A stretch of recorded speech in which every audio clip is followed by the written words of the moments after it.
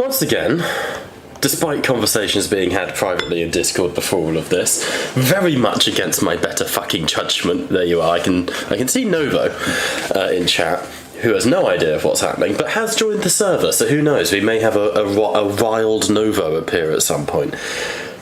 Despite my better judgment, and I think for the betterment of all, we are once again live. Hello and welcome to Tattletales RPG, where the table may indeed be virtual, but I have no idea what's happening at it. Where last we left off with... I even forgot to say the main part of the intro. It's Warhammer, it's Age of Sigmar, it's the Broken Binding. Keep up. Where last we left off, our player characters have made their way back into the town of Loma Dross, having discovered the family de Avon-Elique deep beneath the crypt ghouls, not beneath the crypt ghouls, beneath the crypts of the town of Loma Dross, but you were able to rescue young Genora Morrow. Looking to team up with another group of adventurers, you have rested and taken time to yourselves in order to recuperate. But in the heart of that recuperation, it would appear that you were ambushed. Ungor raiders were able to slip into the village in the dead of night and struck and attacked each of you as you slept. Catalina chimes, still sleeping. However, they were unsuccessful. Between yourselves, Captain Haradra of the local village guard, the two Iron Tooths, and their friend Sweet Tim, you were able to repel the Ungor raiders. And as the Lephis City Guard have arrived, that is essentially where we pick straight back up. The night is no longer quiet. The surrounding area is buzzing with crickets and the sounds of townsfolk. This entire area is now... well, where is the music coming from? What the dickens? Why can I hear music that I shouldn't be able to hear? What the fuck? This is not known. It was coming from Streamer Steve. Bruh. How strange.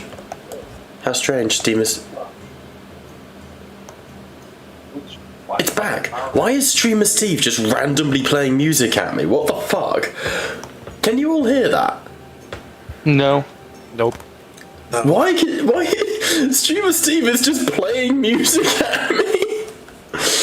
Boy, he's just serenading you. Apparently so, what the fuck? He's not playing anything on Foundry! Steve! Cease! There we go. I stopped it. It should be... Okay. That little detour aside. Let's put that on. That little detour aside. The night is restless as the city is still live.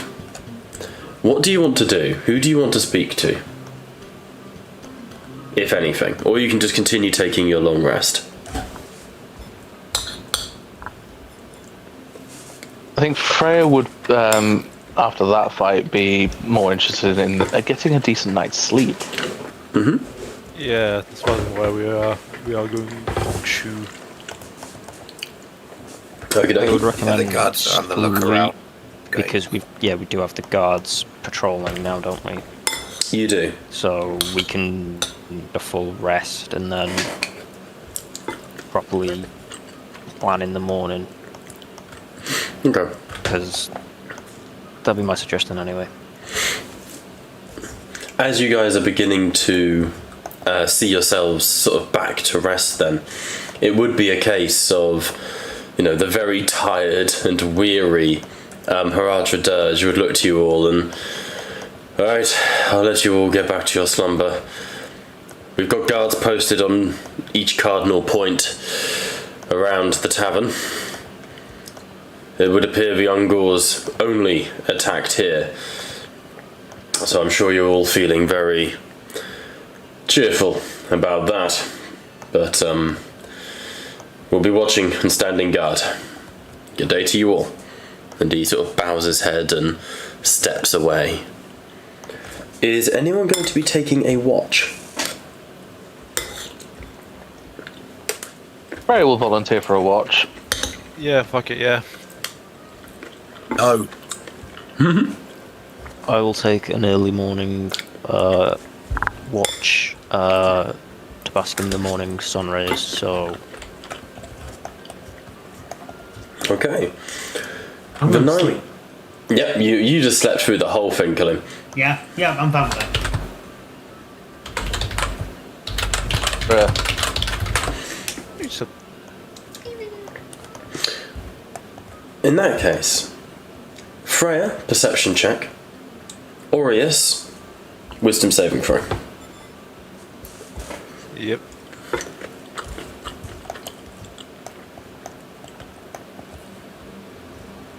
Okay. Oops, pressed the wrong one. That's 17 on my part. I clicked wisdom, not saving throw. That's okay.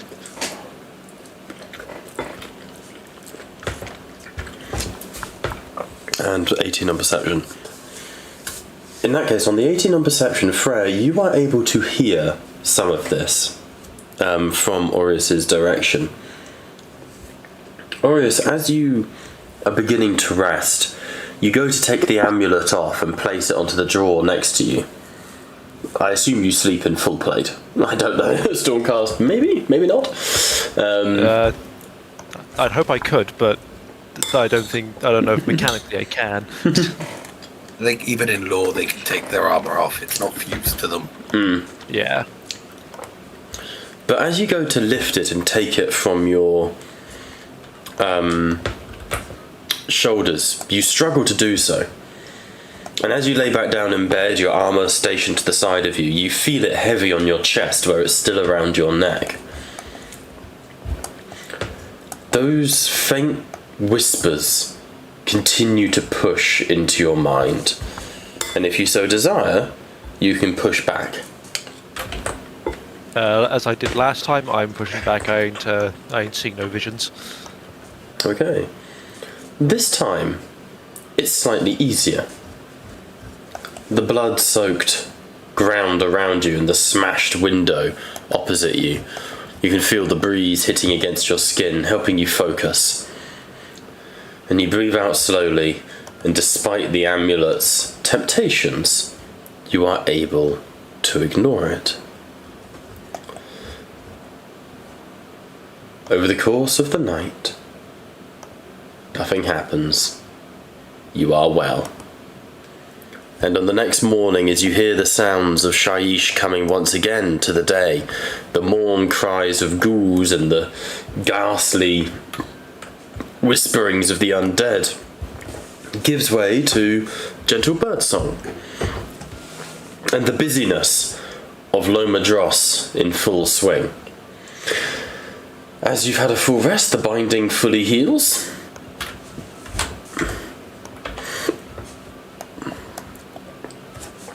The day is yours, gentlemen.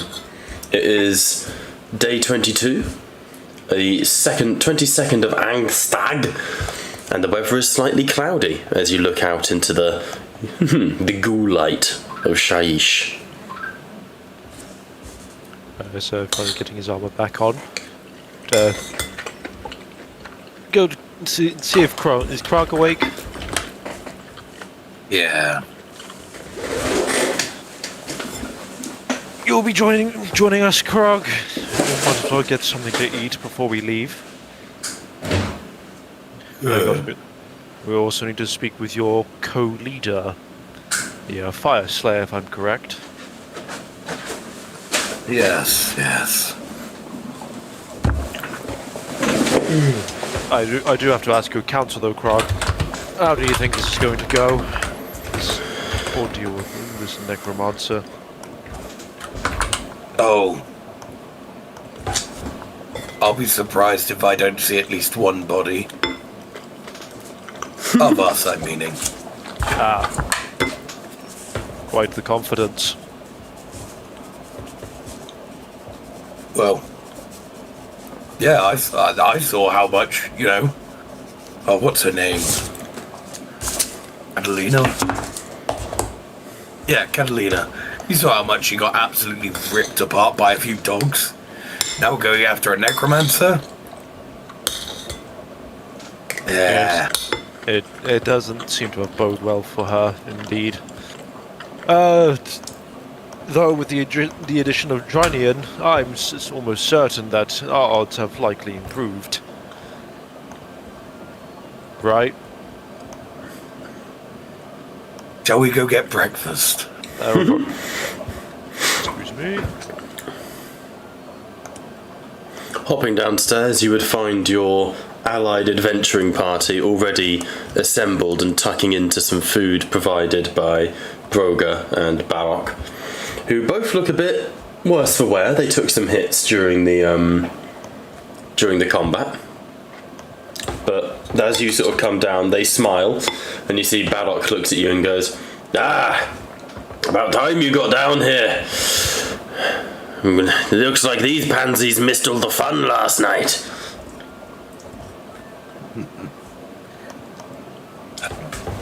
Disappointing considering they put up such a good fight at the drinking table. You see Agmundir looks at you and goes, "We're sorry to have missed it. We were out and about ourselves. Sounds like you all got set upon by a bunch of nasty buggers." Indeed. Children of chaos, I'm afraid. Ugh, nasty things. Worry not, Dwadin. We handled them quite effectively. I am sure you did. Though I do have to feel bad for the dear Iron Tooths. The mess that was made. Apologies for the cleanup. One of the Iron Tooths, Burger goes, "That's alright, that's why we've got Tim." And the ogre sort of looks over and goes, "Tim, pick things up." Do I see like there's like any like residue of where he's like feasting on like the giblets of the beastman? You suspect that you might not want to have this morning's breakfast, considering the size and the general shape of the items in the brewing pot over the fire. Oh dear. It might well be beastman soup.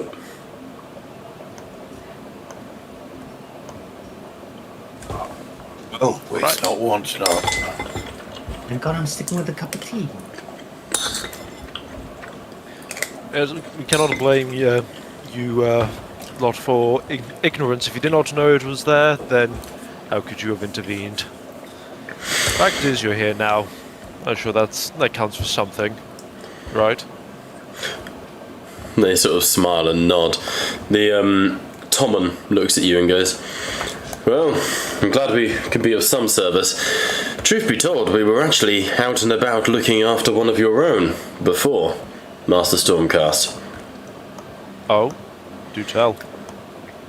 Rumours have it there are other Stormcasts in the area. We were hoping to link up, see if we could maybe conjoin forces, but trail went cold."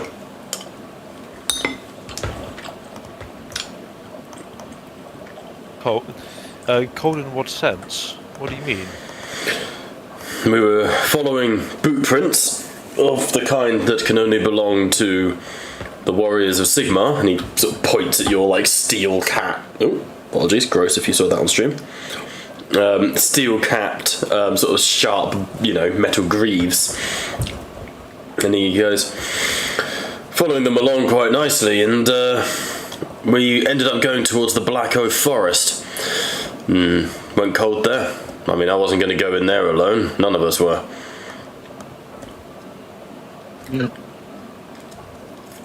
Well, And- sorry, Fred. George. You first. A potential route to follow then. Stormcast going in a particular direction where beastmen are afoot. Surely not a coincidence, Arias. That was our thinking. Looks like maybe Voya Soul's already sent some people out. I'd hate to step on their toes and make them look bad.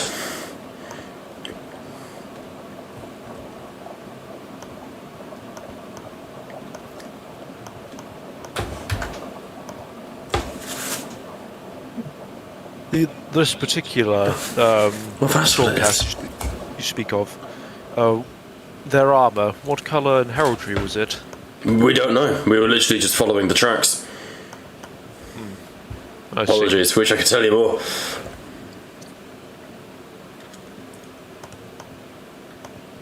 Well, I'd be more than willing to investigate, but that is my own selfish reasons, I have to admit. Well, if these beastmen are anything to go by, looks like all roads are leading to the Black Oath, which I can't say I'm too pleased about. It's a grim place in there. And he takes a heavy sort of swig of his drink and then realises it's like coffee and...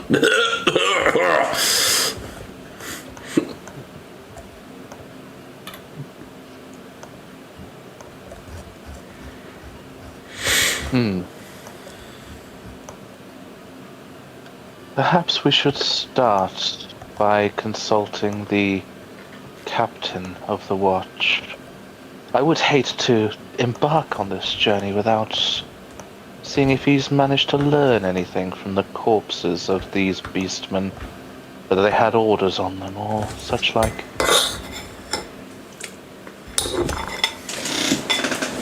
Can do. Haradra Dirge would be around if you wanted to grab him. Probably at the Shrine of Morda this early in the morning. We're always welcome over in the right with the priesthood. Well, he'd be praying for his wife, so that's probably where he'd be.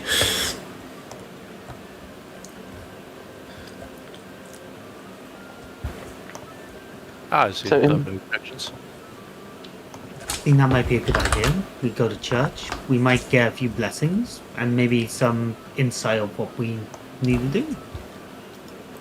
Besides purging the chaos and the unclean. I'd agree with you. I think it is wise to search for him for now. Yeah. And Freya would stand and look over at the Iron Tooth. I am grateful for your hospitality, Master Dwardens. I hope that my next visit isn't as messy for you. That's alright, love. You're paying for it, and I like to think we deliver on the experience. One hell of an experience. Glad you're safe, though. Genuinely, we're all glad you're safe. It's nice to see people actually making a difference around here. Lefis is a bone-headed place at the best of times. No, if we didn't have the pub here to run, we'd come with you and do a little bit of adventuring ourselves.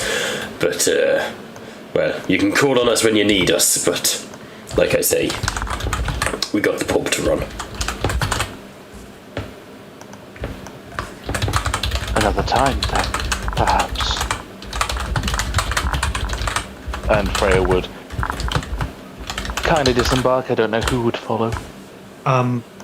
Catalina will come with you. She'll go to church with Freya. Sounds good. Right. Are you bringing your new companions with you? So if they are interested in the same Are you job. are you starting the quest you guys have begun with them? I don't just. Oh, sorry, Cleve.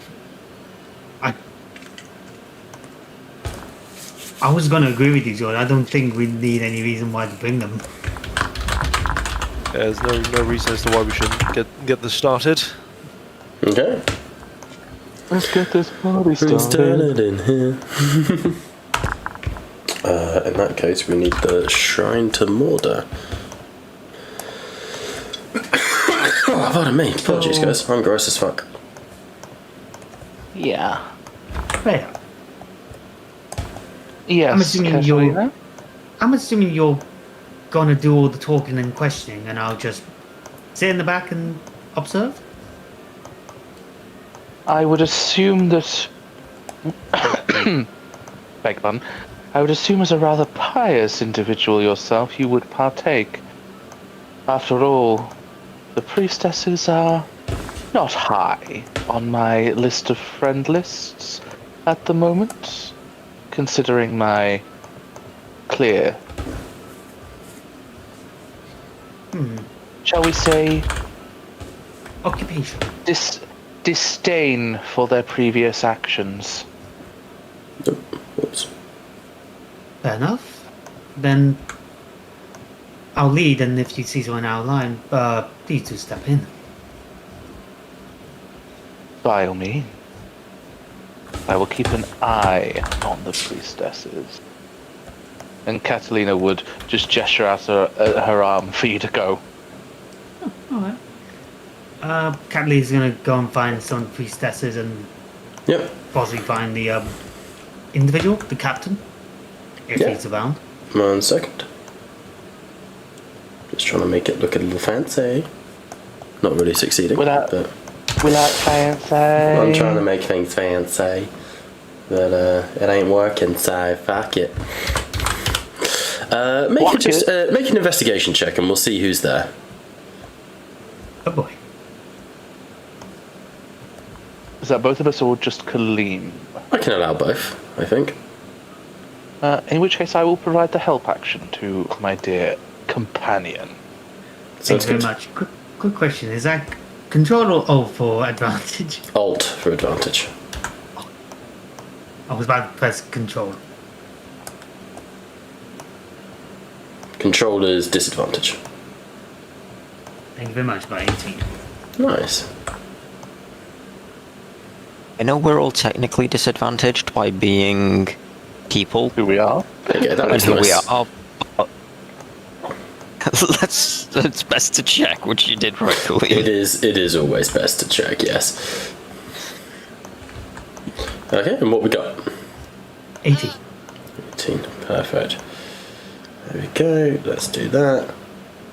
There you go, that looks quite nice.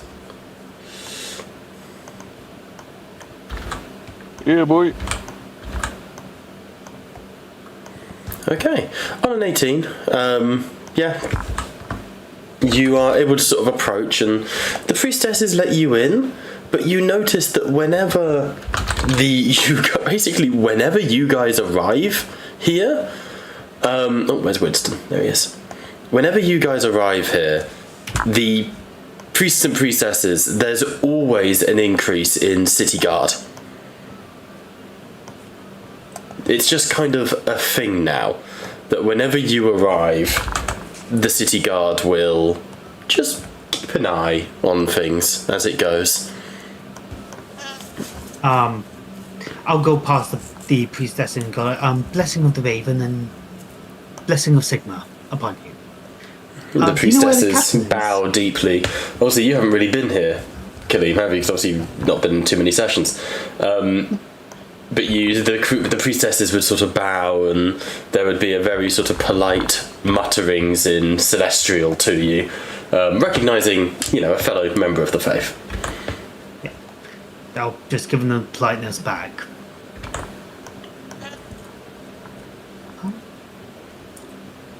I'll just go and find the captain and see how he is doing. Maybe join him in his prayer. Captain is kneeling in front of the pillar to Morda, the sacrificial stone, essentially. And as he sort of I will finishes, follow Katerina, but give a narrowed eyes to any of the passing priestesses. that's interesting. So I was just quickly checking something because Voya Sol in this moment seems to be communicating with someone. I didn't realise there's a difference between mortal dragons, Dracoths, and Star Drakes. There's 3 different types of godliness. Where's she? Yeah, that's confusing. She would be speaking with specifically a Star Drake. Okay, cool. Voya would see you guys approach, and closing her eyes for a moment, cuts the link that she had before turning and stepping and muttering something to the priests of Morda, who give you a bit more space. They're not going to impress upon you at this time. Bob, So, I have you need to find the feet. I have observe. Not observant. scared, but I have scared, but never mind. What was it you were looking to do? Because even if you don't have the feet, I can sometimes allow things. I was gonna say, could I do a perception check to try and understand, like, what she was trying to say to one of the priestesses? Yeah, absolutely. I will say disadvantage because you're not, you don't have the feat as you say. But I can allow that. Right, disadvantage is coming.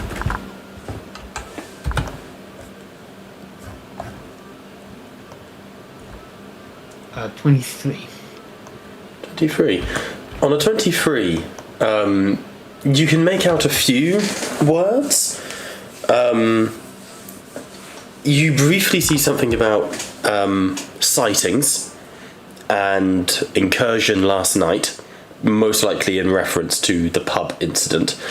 And you do hear her say something along the lines of, I have reached out to the god beasts, but we have not heard of Dracorfian in some time. So, more of just keeping the priestess appraised of what she's doing.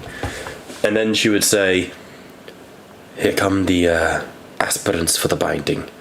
Please, give them space. Noted. But she'll look at the captain. Do you mind if I join you in prayer, Captain? The captain, sort of finishing up his prayer a little bit, would... no, of course. I was just praying for my wife, you understand. I am hoping that, obviously, the rites of Morda have been done and her soul should be laid to rest, but here in Shaish, it is never a guaranteed thing. We must have faith on that. And pray in Sigmar and in Morda that she is protected. Of course. And he sort of takes a few moments and then he stands, drinks from the fountain, as is customary, and then turns. I am glad that you all survived last night's attack. We have doubled the watch, but we have no idea how these beasts made it into the city. Correct. My friend, Freya, is here to speak to you about that and see if we can find out how they got in. Of course, I am happy to try, but I am sorry to say, I know very little. What little do you know, Captain? Only that a group of young Angors, if that is the right term, broke into the city last night, obviously assailed yourselves. They were finite in number. Inspection of the body revealed that they were not carrying rations, so we must assume they were a vanguard party. We are a city that is not heavily fortified. Slipping through the gaps in the wall is possible. Unusual. An unusual amount of cunning for a beastman, but it is possible. As for how they specifically got into the city, it is harder to say. Not in... Go ahead, Kelly. Sorry. Apologies, Freya. I do apologize to interrupt you. Usually in most Ungors or Beastmen culture, from my Lecter taught me, there's usually a Beast Lord that hasn't survived long enough to adopt some strategies. So, Dirge would nod at you. We believe we know of this lord, but it would be unusual for a creature of this type to be able to strategize as well as this. We have received multiple reports of raids coming out of the Black Oak Forest. Obviously, we have been biding our time with the necromancer. I do not know why this is now the accent of Lefis, but it is. It would appear that there is a war herd forming in the forest, something we are in the process of preparing for. Miss Sol, I believe, and Voya looks over. Indeed, I have put out the call to my brothers in the Chamber Militant. Who are they called, George? The black and purple dudes? Black and purple. The Anvils of the Heldenhammer. Those chaps. I have made a call to the Anvils of the Heldenhammer to seek support in these matters.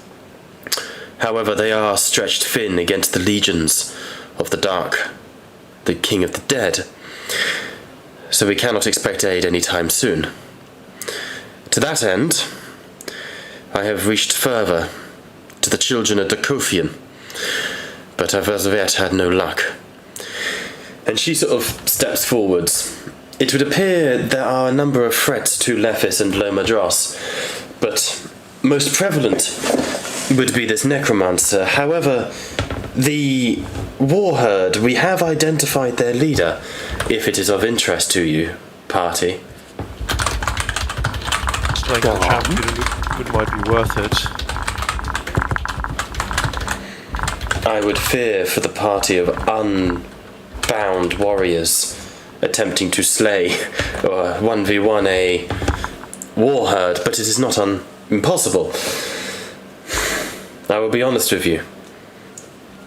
You, how many of you are 5, 9, 10 of you, not including the horse.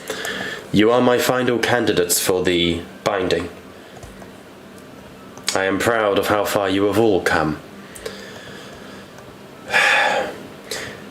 As Haradra says, it is unusual for a creature of this kind to be able to strategize. We believe the Warherd is not led by a beast lord, but rather a bullgore of immense scale, a creature that goes by the name of Frothmore.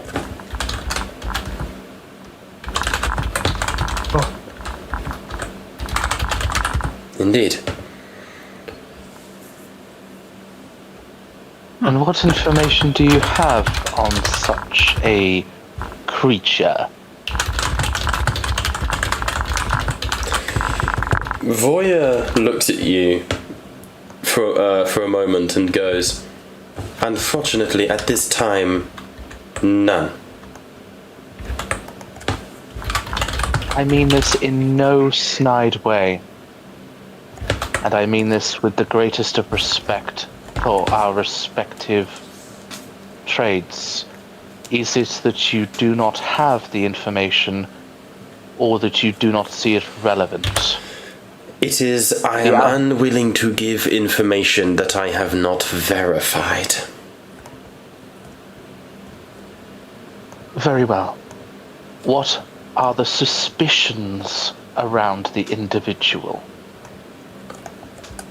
Reports from near Hadrick's farm indicate that the creature Frothmore wields a great axe of the blood god. Oh dear.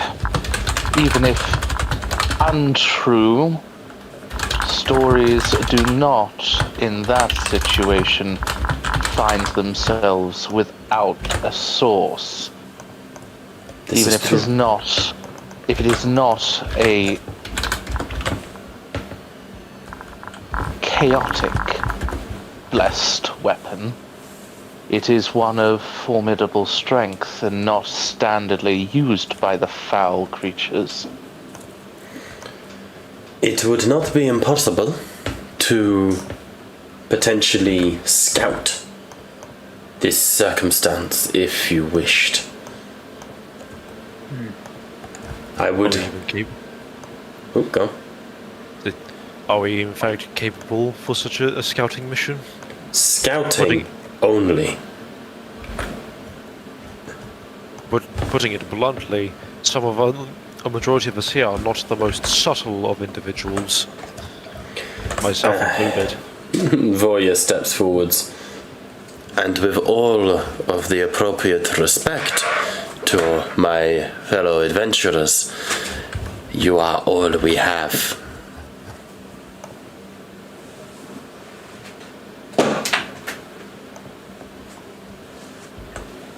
Then no such degree of guile and preparation will be required.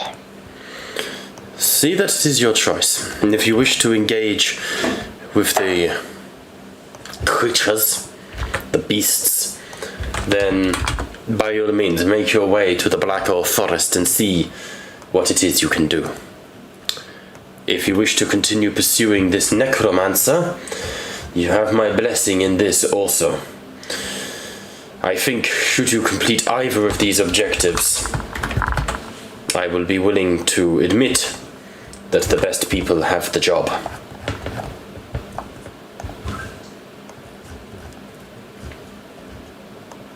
Greg, what are your thoughts on this? My own is that we go after the Beastmen. One will likely have information about the other.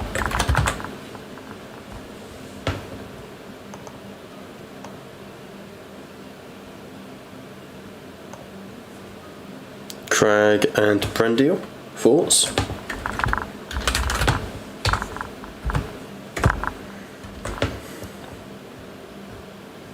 They have no thoughts. I respect the shit out of that. They are lost. No, with the necromancer, it would be best to strike. For should we slay the beastmen, we risk giving him more corpses to turn into warriors. And as simple-minded as they are, from my knowledge and understanding, we have more information and a lead on the necromancer than on the beastman horde at this time. It would be smarter to cleanse the foe that could harm us the most now. In the long run, as the longer battles draw on, and more death, the greater his army grows. It's true. There's one. You do have. One for the beastman and one for the necromancer. Then.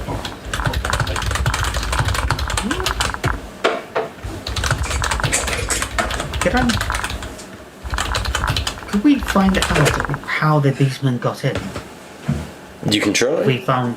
I thought we had. I thought we didn't. No, I thought we had a lead on it anyway. Correct me if I'm wrong. I thought they used the sewers, or was that just some of them coming out of the sewers? Some of them came out of the sewer. That doesn't mean that's how they got in. Right, there we go. That's where I'm getting a bit That's myself yeah. mixed up there. Not a problem. Brandy, I would agree, but leaving a beastman who is connected to one of the dangers would be kind of dangerous if they are able to get into the city and continue the rampant murder. Is Haradra Dirge still in this conversation? Because he can add to that. I mean, as far as I'm aware, he never left. Just checking.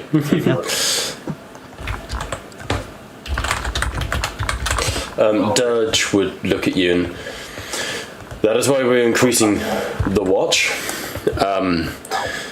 If I am anything to go by, and I am not, I am still grieving, and I'm sure my second in command would be a better candidate than I right now.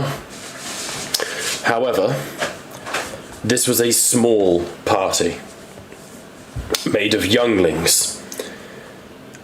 I think it's more likely they came here with reason. However, I do not think they came here... What's the word I'm looking for? At the will of their masters. I forgot, their accent is this now, isn't it, Valefis? At the will of their masters. If there was only a few of them, and they were able to slip us by, that is because there was indeed only a few of them.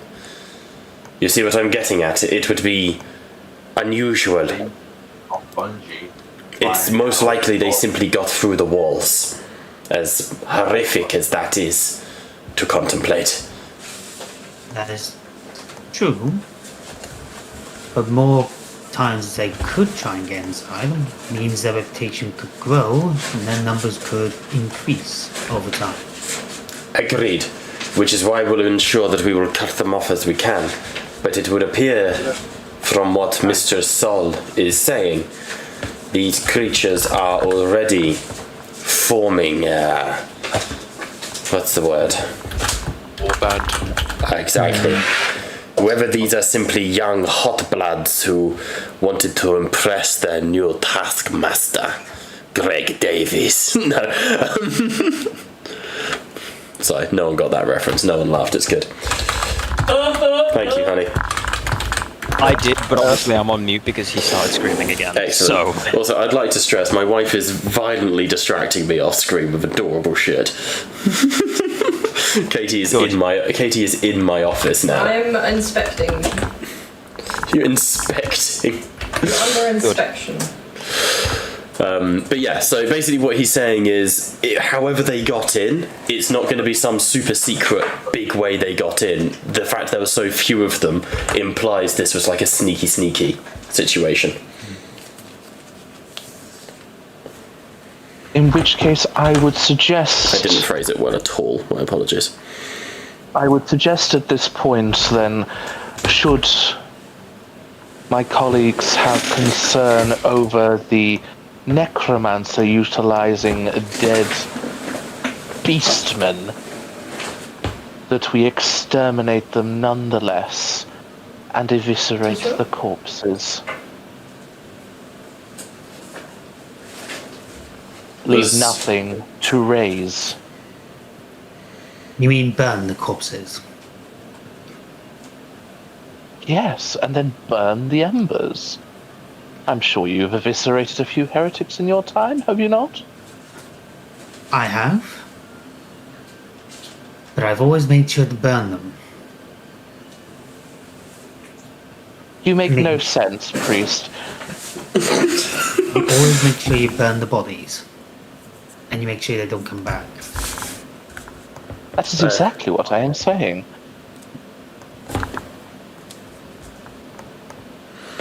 That is standard procedure in Shaiish anyway, if that helps at all.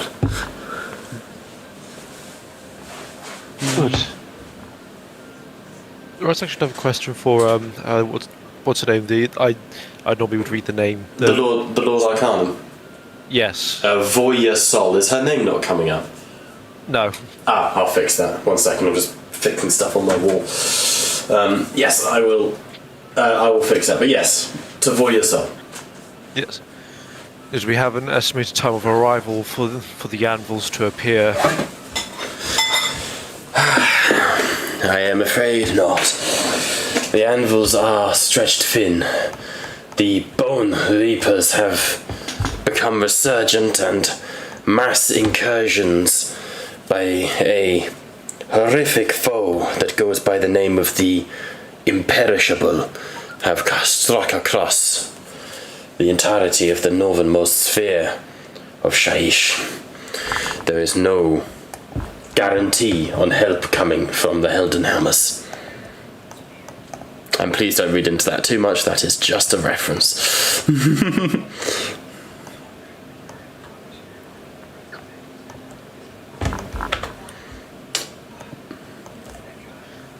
In either case, whichever decision we make, where our focus is on one, we will not be able to tend to the other for quite some time.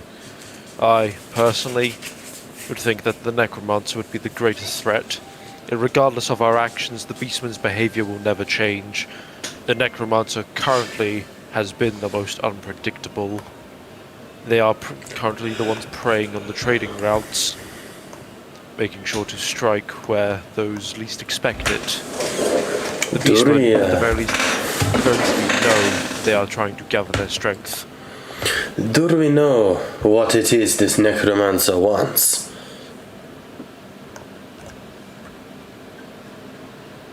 Freya would look at Arias and just narrow her eyes.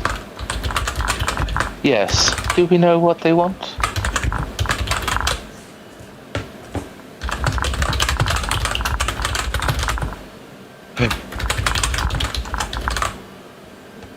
You're an asshole, Liam. I hope you know that. I know. I never pretended that I wasn't an asshole. Anyway, proceed. Dirge doesn't see that. So both of them completely oblivious on their insight checks.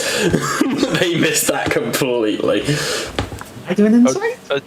No, because you, in character, Kaleem, you would already know what he's referring to. We'll have people fill you in a second. Oh. Arise will step forward. An artifact the party has.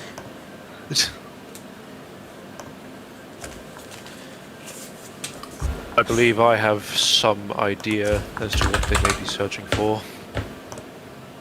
Indeed. What do you consider? Arise for them kind of like reveal the image. This might be likely be what they're searching for. Voya Souls looks down at it, and I'll let you make a little insight check.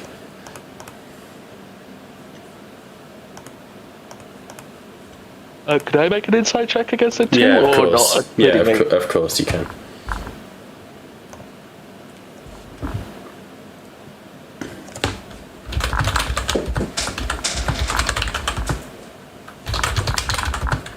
$24.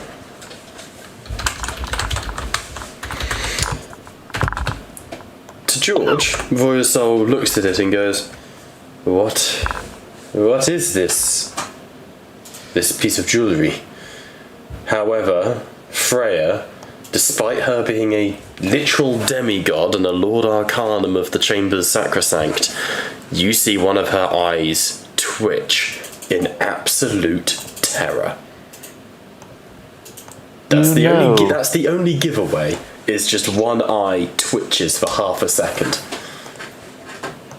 Your body betrays you. You know what it is. She looks at you, doesn't hide the sheer hatred on her face. I don't pretend Absolutely. Yeah, absolutely. Forgive me. I am trained to identify such inflections. I, as before, suspect I know what this is.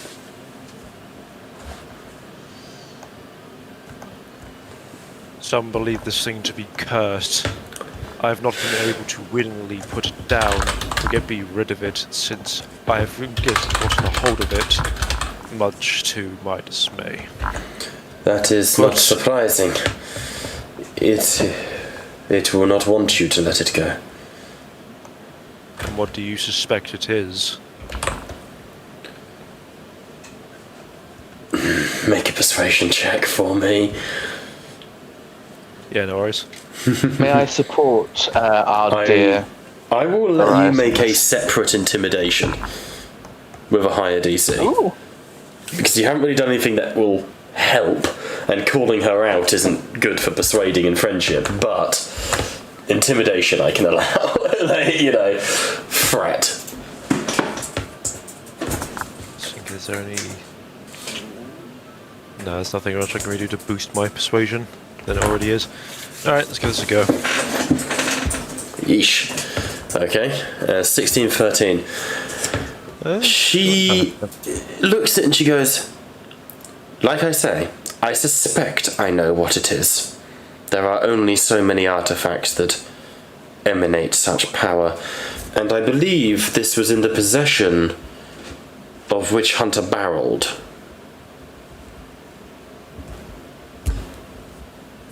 Would I be correct in that guess? Correct and former witch hunter barrel. Yes, I unfortunately. suspected as much. Yes, I suspect he is dead then. Shame, but not unexpected. Understand, this thing is a beacon to the enemies of man.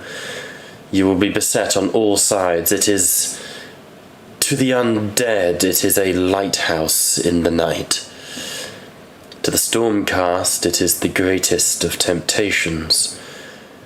To the Descendants of Chaos, it is the potential to appease their gods. And to Destruction, it is the one of the worthiest things to destroy that one could hope for. And she smiles. were I an ogre. And what is the best course? Do I seal it away? That, unfortunately, is nigh on impossible. This thing always returns to the storm hosts, one way or another. And do you know what his purpose was? I believe I do. And she turns and snaps her fingers, and you see the priestesses are the only people who sort of remain. Any commoners and civilians around the room immediately depart. And Dirge takes the hint, and he and the guards leave as well. And she sort of steps back and away and moves towards the beacon of Mordor. These are trying times, it would seem. Yes, I suspect I do know what it is. Tell me, what do you know of the world before this one? What do you know of the Age of Myth?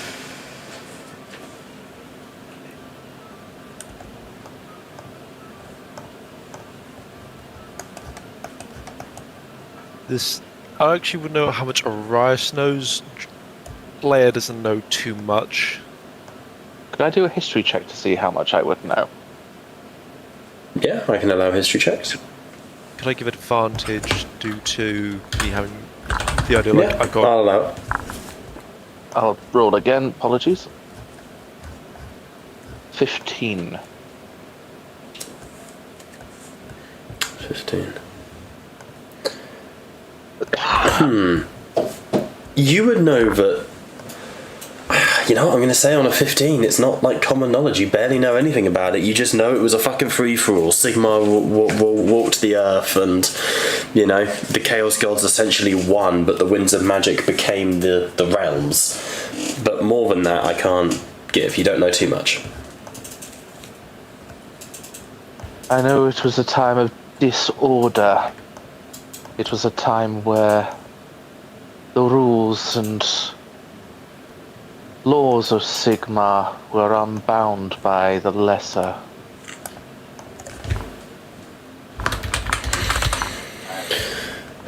This is true, for the most part. There were many alliances in those days. Chaos worked with destruction. Gods working together, you understand. Something that is almost inconceivable in today's time and epoch.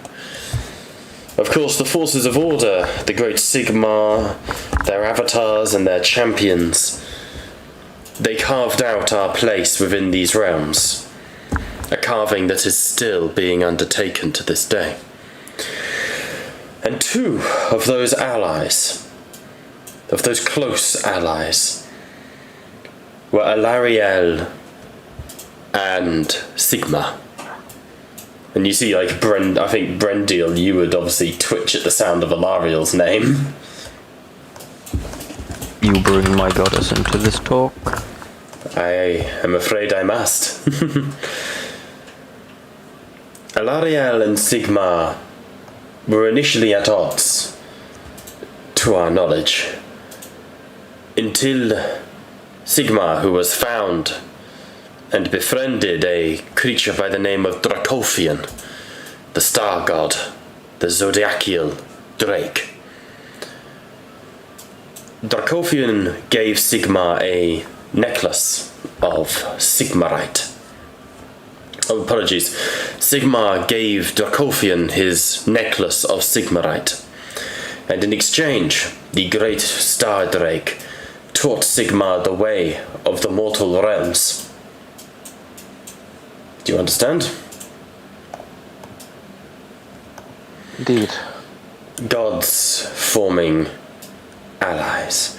And this is in the time that Drakatoa, the living avalanche of Graia, was active, and Gorkamorka terrorized the realms. Argentine, the God Beast too had fled the Mercurial Gate, and it was no idle artifact that Sigmar had given Dracothian. This chain that he had bore was a powerful tool in what was becoming his fledgling process to create, and she gestures to herself and Aureus, us. And so, to bind themselves together as a symbol of their joint stewardship of all things right and good, Elariel gave unto Sigmar her own pendant, and she gestures to the amulet. It was a gift from the goddess of the woods to the god king of the realms of mortals and light. That is what you have in your hands. And why does it always find its way back to the storm hosts? If given the opportunity, could I not attempt to give this back to Sigmar himself? You are welcome to go and speak with our god king, and I'm sure he would be glad to see it returned. It's not an emperor situation. You could go and chat to Sigmar, right? I could make the travel to the Azer realms. And, Yeah, he is technically there. Yeah. But she goes, however, the rumours that it is cursed are not unfounded. I would be cautious of returning it to our god king, in case there is something we do not know.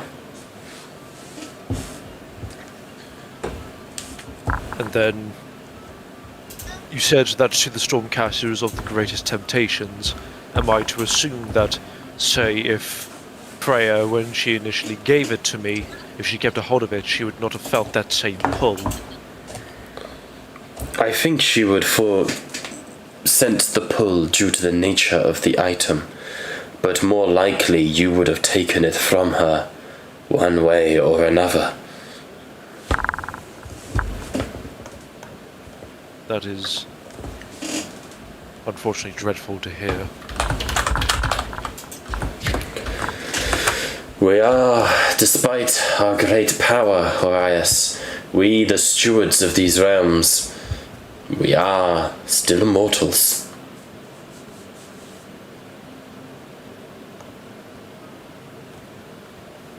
Then, to further discover the nature of this amulet, then to see whether or not it is, as of current, worth bringing back to Sigmar, our god king. Is there anywhere that we could go to pursue further information?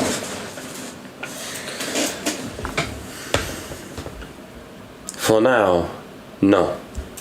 I only know this because I am a Lord Arcanum.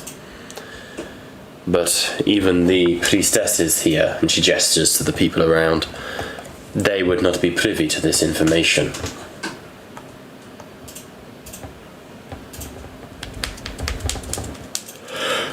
So as of current, it's best we be wary then, for all forces against order will seek this amulet. They will not even know why they come. They will simply be glad of what they find. Then that only asks the question, what exactly would they use it for? Either possibly a necromancer or a beastman. If this is what the necromancer was searching for, then I can only imagine the sheer power that it would gain from possessing this creature, this amulet. The only other question I have is if I... He said like he was going to ask a question, but then he evidently pauses. He'd go, if something were to happen to me, what of the amulet? You cannot destroy it. see that one of your colleagues takes it and is able to survive. I understand. Bring it to me. If you desire, I will take it. Freya would interject. He will not desire. Trust me, it has been attempted. Of course. But the amulet wishes only to be held by the Stormcast, to be used by Stormcast. It might be easier, and she offers her hand to you, to simply pass on the burden. Can I do an insight? Yes. Ooh. Sorry, my brain cells are No, going like, absolutely. right, Absolutely. I heard you speak about God Beast. Does this... Could I actually give him help on this one? Because Yeah, 100%. I got the highest amount of suspicion from this. Same here. I'm glad I'm not the only one. I was waiting for someone to be like, insight check, but no one was doing it. Was that with advantage from Yes. George? 17. The answer is twofold. She does want the amulet, but you get the feeling it is what she is saying. It is for safekeeping. You're walking around, in her opinion, with like nuclear launch codes. She just wants it safe. There's no... You don't get a hint of malice. You don't get a... And you don't get a feeling that she wants it like the One Ring for her own power, you know? However, you do get the feeling she is not being 100% open with you, that she knows more than she's letting on. So while you get no hint of malice, she's underlying... also there's an underlying. She's not telling you the specifically when George said. I believe you said, "What purpose does it have?" Or She gave you a half truth. Can I ask, what rank is she again? I can't remember. She is a Lord Arcanum, so she's up there. Sorry, George, you're better. Out of character knowledge, just so you know, Colleen, the Arcanum are the ones who are the most magically inclined, and they are the ones who kind of like they're trying to perfect the reforging process. It's the Arcanum. Yeah. The researchers. Yeah. If Arias wasn't a Knight Questor, she would 100% be outranking him tenfold. Yes, Yeah. but only because you're a Knight Questor. You have a little bit of leeway. Lord Arcanum. Miss I feel- Chimes. I feel that the amulet is best kept within our grasp. If the enemy is, and I'm going to take this as theory, hunting that down, would it not serve us better purpose for them to find us? So we may dispatch it. You intend to use yourselves as bait? We would rather not endanger the citizens of Lethis, like we have done last night. I would rather see this deep within a vault, within the glooms of the Heldenhammers, I safe. see. I do not intend to Is keep that- this for my own. I have no use for it. Oh, no. I would rather see not- it buried so deep in Lethis that it can never be secured. While I understand you are significant warriors and worthy of its protection, I have no doubt. I would fear for taking to the enemy their prize. I completely understand that, but we do not know how they are able to track such an amulet. They may be able to track it even even in your vaults. No, with no offense to your profession. No, of course. And she sort of gives you like a half look. I would be without a doubt, I am certain they could track it into the vaults. But at least then it will be in the center of the greatest city in Shaiish, protected by an entire storm chamber of our brothers and sisters. by your own warriors of Sigmar, rather than roaming the wilds in the hands of, no matter how capable, a handful of adventurers. But the choice is yours. It has chosen Aureus as its bearer, and I will not lie to you when I say this smacks of fate. Then I will have faith in the bearer of this amulet. Or else I have faith in your decision.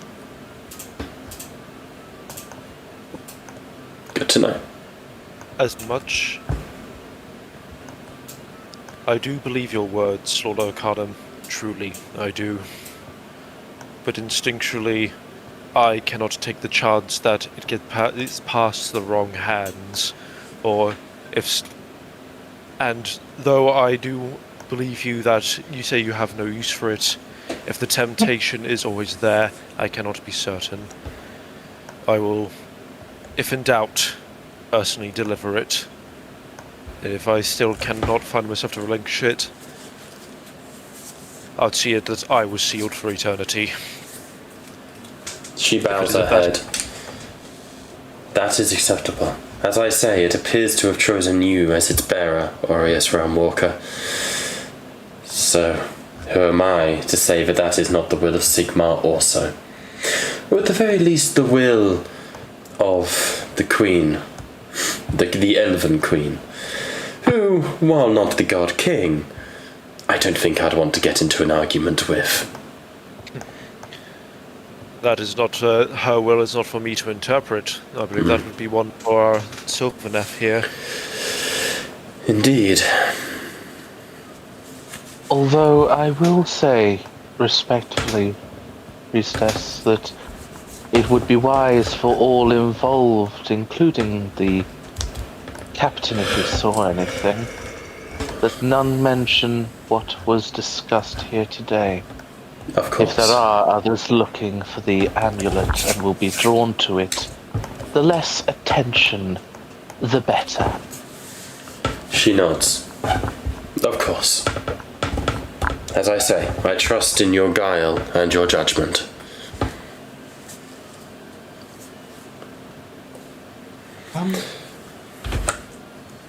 Lord Arcanum, Priestess. I would suggest trying to get in touch with my mentor. He might help you out with ordeals of interest if you are looking into such an issue. He might help you out. And your mentor is? Father Aurelius. He would be serving in the Lethes Council. Yes. Would she know him? I'm gonna roll for it. 1 second. Would she know I'm assuming him? that a Stormcast would know much of an Arch-Elector. Probably. She, sort of tilts her head. Perhaps. My mentor is, of course, the God King Sigmar. But the Arch-Lector is by no means an unworthy man to take advice from. Now that you have this amulet, I agree, perhaps you should seek more wisdom from mortal potentials. But I believe the Arch-Lector is not currently available. I see. It makes sense. He would be investigating other cultures again. Ah, you haven't heard. I have not. Arch-Lector Aurelius has disappeared.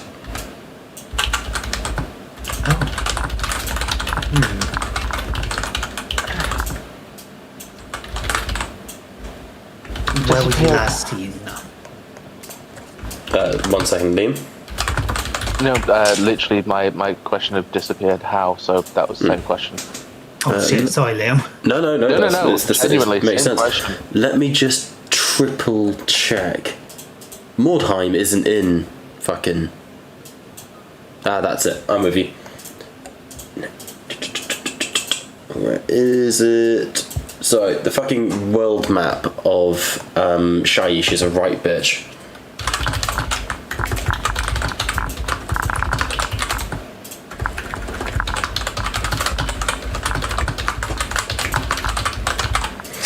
Well, that's a side quest and a half. She sort of looks at you and goes, as I mentioned before, the Bone Reapers have been plaguing the eastern front. To my knowledge, our collector Aurelius was last seen. That's the word I'm looking for. Was last seen sailing towards the lands of Necros in an attempt to go and, well, aid in the war against them.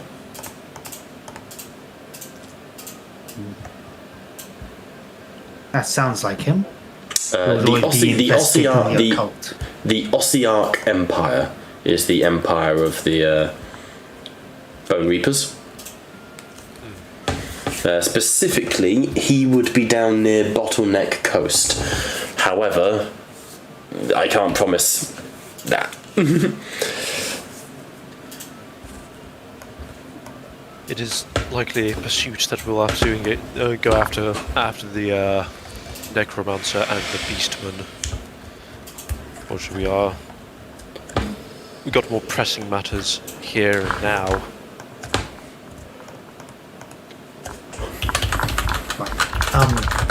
Thank you for all that, Carter. She bows her head. Wisdom is wisdom. Turning to the party, Freya would declare, I am still firm in my opinion that the Beastman should be dealt with first. We do not know what allies this necromancer has, and if this attack is anything to go on, they were after something. And looking at Arias, though we don't know what. And it is a good chance that Sorry. dealing with the Beastmen before they become fully prepared to launch their war parties would be the best solution that we have for now. The Necromancer, whilst still a danger, is no increased danger to that which they were yesterday.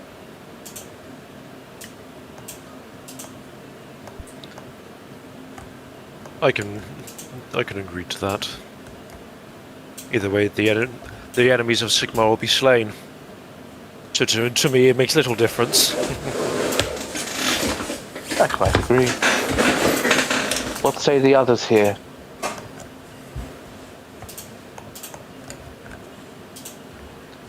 Yes. Ha!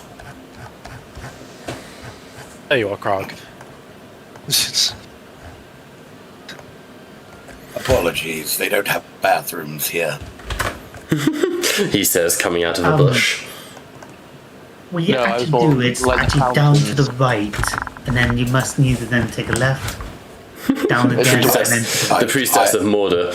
Actually, we have forbidden lavatories.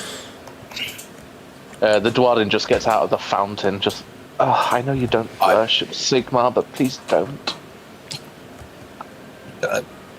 Excuse me, I went back to the inn. I know they have bathrooms there. Hello, mate. Come here to use the only toilets in Loma Dross, have we? It's like Mr. Krabs, like 4 gold pieces. Many. Many. Fuck's sake.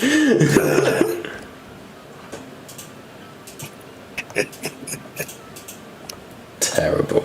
Very funny, but terrible. Never said I was not terrible, so do with that what you will. So, where would you like to go?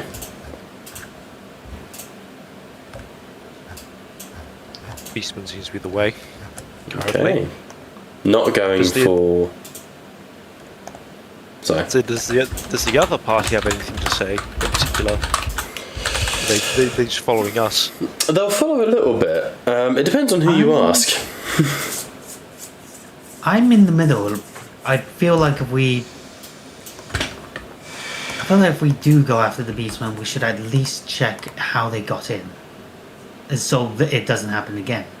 Catalina, we've already asked the guards to look on that. We asked them last night. I'd also stress you have had the answer to that as well, which is they got in by sneaking in basically through the walls because there was only a couple of them. A full party wouldn't stand a chance. I'd like to hear the wise words of Agmandir, our dear team leader. So while y'all have been jabber-mouthing and chatting like wee little pansies, I've been here engaging my slayer brain.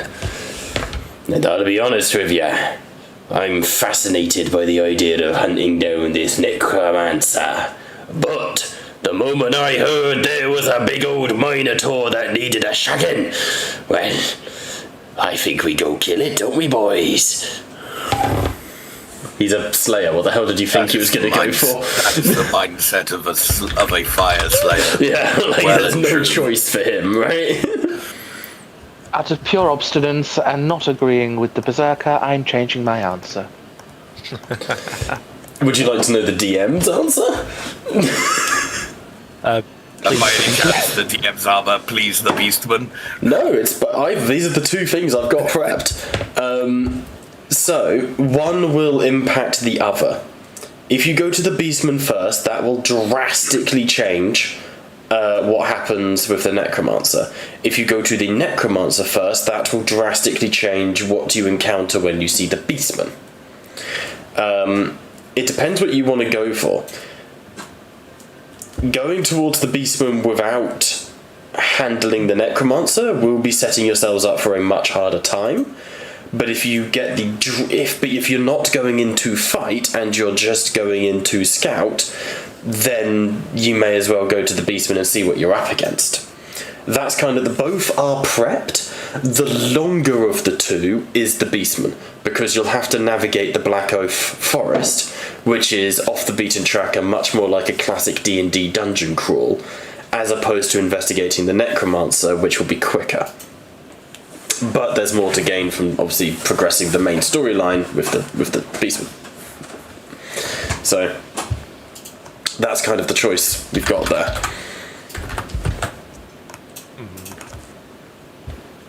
From what I'm hearing, we should go back to the fucking... We should go chat before we fight Kairos. Back to fucking to the bathhouse. Exactly. Fuck's sake. I didn't go back to the pub. It was just back to fucking. Don't you dare. Hey, guys. I'm not role-playing more sex with Liam, no matter how much you ask. Liam, we must do it. No, We Colleen, must there go is back no to the pub. we in this. We. Well, Bob, £5 Clearly. is £5. You couldn't pay me enough to roleplay sexual intercourse with Colleen. There is not enough money on this godforsaken world. Clearly, the answer is we have the options of the Beastman or the Necromancer. So clearly, we need to make a pilgrimage to see Sigmar and ask him what he thinks we should do. I like the idea. Let's do Fuck's that. sake. We should help. We should help Agmandir get all the gold. For the sake of keeping things moving on an interest. Okay, so basically, big Minotaur in the forest if you want to go and vibe on that front. Or you can go fuck with a Necromancer. Both are options. Necromancer or kill the Agmandir wants to go for the biggest thing available because he's a fire slayer. If you ask Tommen and Lorna, the Fairflower would probably go for the Beastman because obviously protect the forest, being the elven thing. But Tommen and Fairflower and Lorna would probably advise to go for the Necromancer on account of he is actively attacking trade routes, whereas the Beastmen are just building in power. You've got time where the Beastmen are concerned. But that's in character, that is not Bob telling you one way or another. I should stress. My brain is saying Necromancer, but it seems like the people want to go for the Beastman. As executive decision, for I am the other party leader. Yeah, get fucked all of you. It's true. Technically, this vote does come down to Agmandir, the two dwarfs. Dwarden supremacy, get fucked. Absolutely. I would like to go and fuck up a Minotaur, but I'm not known for my strategy, so I'll bend the knee to Crag if he's got a better idea. Agmundir, I have a thought. Oh, careful, brother. If we go after the Necromancer right now, that gives more time for this Minotaur to get stronger and be more of a worthy fight for you later. Crag Grangerson, if you weren't already 2 bones short of a Bone Reaper Ossiak, I'd kiss ya. What a thought! What a play! Aye, let the bastard sharpen his axe! Seems like it's the Necromancer. Let's go kill the elderly! A worthy kill! To be fair, that's probably the most direction we have because we're gonna be Most back what? and forth. The most direction we've I got. heard erection. You said erection. You straight up just said most direction we've This had. is the biggest erection George has had in some time. Never stopped. I love that. I go for a shit for like half an hour, come back and just make a party-wide decision. I'm feeling great today. Oh, Christ. I had so much prepped, but it's fine. Both are prepped. That's the idea.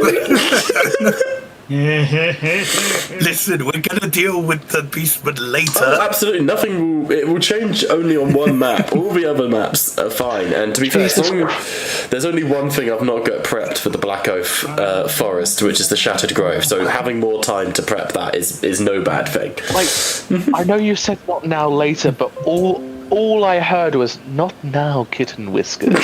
Daddy will deal with it later. Right. All I heard is George's throbbing erection. That was. Oh yeah, This is the it's like a fucking party sonar. erection. What do you mean it's like a sonar? Do whales communicate via your penis? Yes, because you said you could hear Yes, my and what? erection, therefore it's a sonar. Apparently only you can hear. Boom, boom, boom, boom.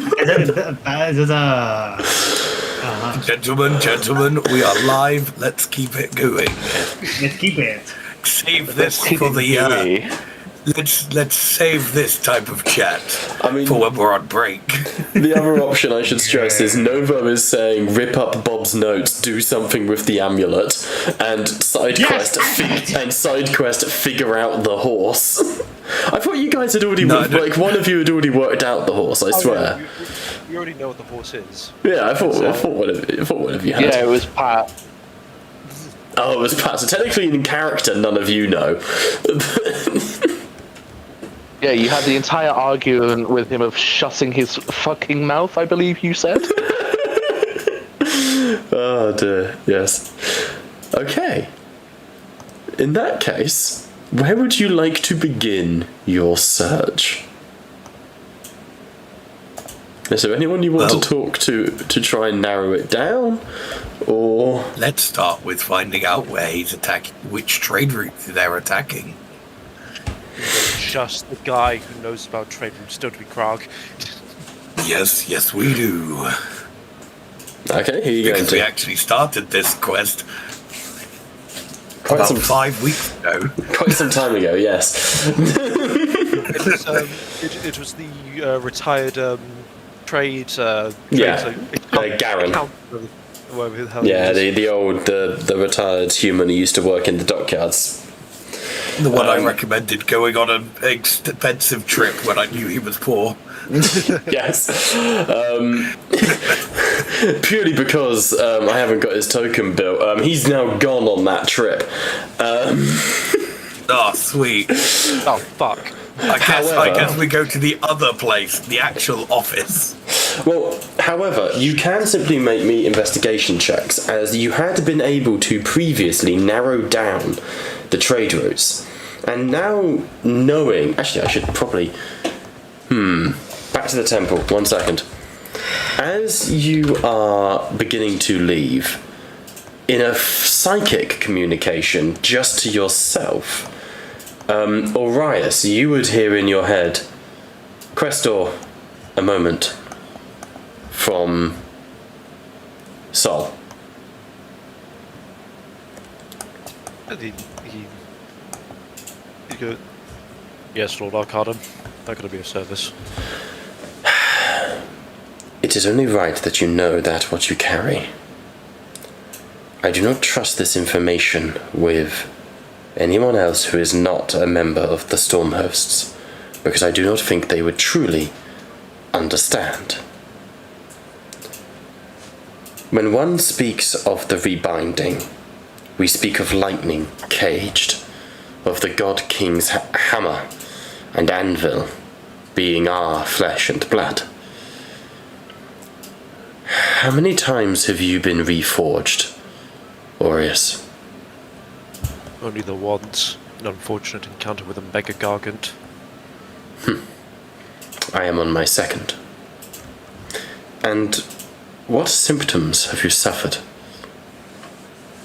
As of current, blood has turned to almost a glowing ichor, as opposed to the crimson that we once had. Indeed. My tears crystallize in their ducts before I can cry, and when I cast my magic, I can feel lightning in my guts. These are side effects of a powerful magic. Of course, the King Sigmar in his wisdom wielded it such. But before even our first reforging, what is it that we lose? Memories. Indeed. We were forged to be the greatest warriors the mortal realms could ever see. Without restraint, without doubt, without affection and connection. And she takes your hand and puts it palm up, and you realize you're holding the amulet without even thinking. One of the greatest schisms between our kind and that which travels with you in the form of Brendil was what makes a good warrior. Sigmar, to my knowledge, Sigmar chose to have us reforged without our memories. But our king is wise. Our king is by no means not reflective upon himself. And he lay a trapdoor, a hatch to the soul, within each and every one of us to who we were before. The gift of Alariel opens that door. This is why it is so coveted amongst the Storm Hosts. It has value beyond any gold or drop. It can give you back your life. You can remember who you were before. That is the temptation you must fight against. And the cost for indulging such memories? Unknown. No. I do not know. But it has been decreed by Sigmar to never do so. It is a piece of soul willingly given, which I can't imagine in a realm such as this is a good idea. And Go against Sigmar. Go on. To go against Sigmar's will would be the greatest sin to commit. If the God King has decided that I am to not remember who I was, then perhaps it is not time. If I'm to know, I'm almost certain there will be a sign that it is time. Till then. It is a phylactery for every stormcast that has ever existed and ever will exist. If that sort of power, if that soul fire were to fall into the wrong hands, Aureus, do not let it. Destroy it if you must. Very well. I understand, Lord Arcana.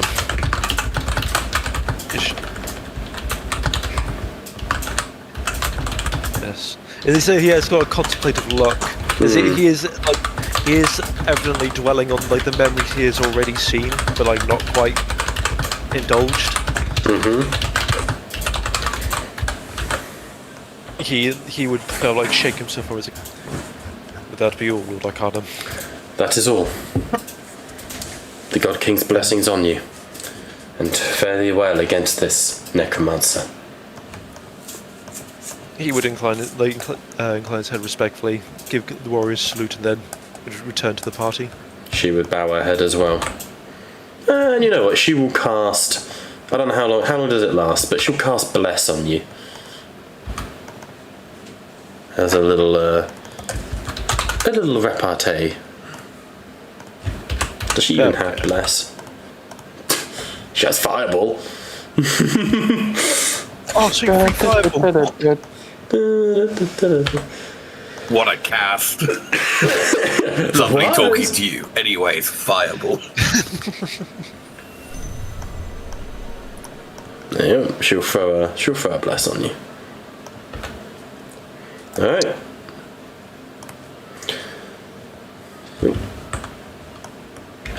So, going back, because I wanted to make sure I did that scene. Going back to the surrounding area of Lephis. You guys may choose to make survival for tracking, investigation, basically tests of your choice to try and track down this necromancer. You've got pretty much all the information you need. It's just a case of figuring it out. Could I try religion? Yeah, I will accept religion. Could I attempt history in the idea of remembering symptoms of a necromancer's lair? Yeah, absolutely, I can allow that. Nat 20. Nice! Kaleem just has it marked on the fucking map, apparently. I am from Lephis, this makes sense. Did you just say I'm John Lephis? Well, I'm from Lephis. Oh, from Lephis. Hi, John Lephis here. Hi! Hi! My God, brother, it's John Lephis.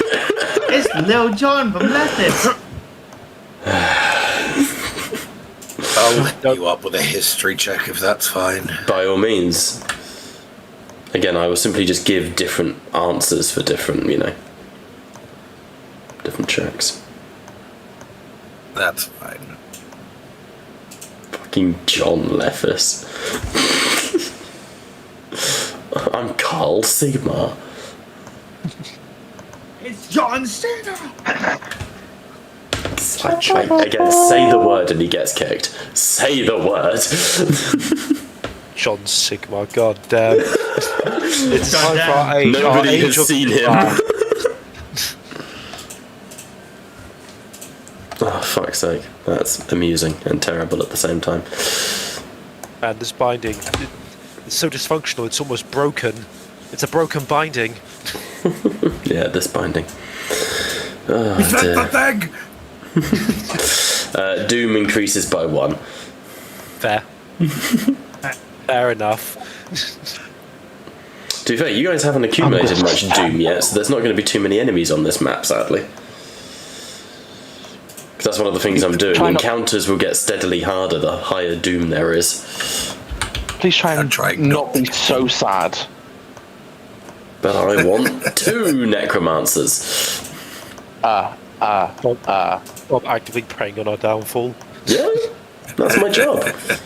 Again, there's no point. Like, if I make it too easy on you guys, it's no fun for you. I gotta present a little bit of a challenge. Does Lake Lephis have like a summer home resort kind of system going on there? Just throwing that out there. What? How do you mean? I'm just thinking for a holiday, go to Lake Lephis, Yeah, you could. Potentially like for a beach episode, if you will. Oh God, I'm not making those artworks. Of which then we get jumped by the Beast of Lethis. Ah, the Beastman of Lephis. Okay, so to be fair, with the Nat 20 and everything, you guys are able to cross the Crossbones Bridge, where you previously found poor Alicia Dirge. And as you... Yes.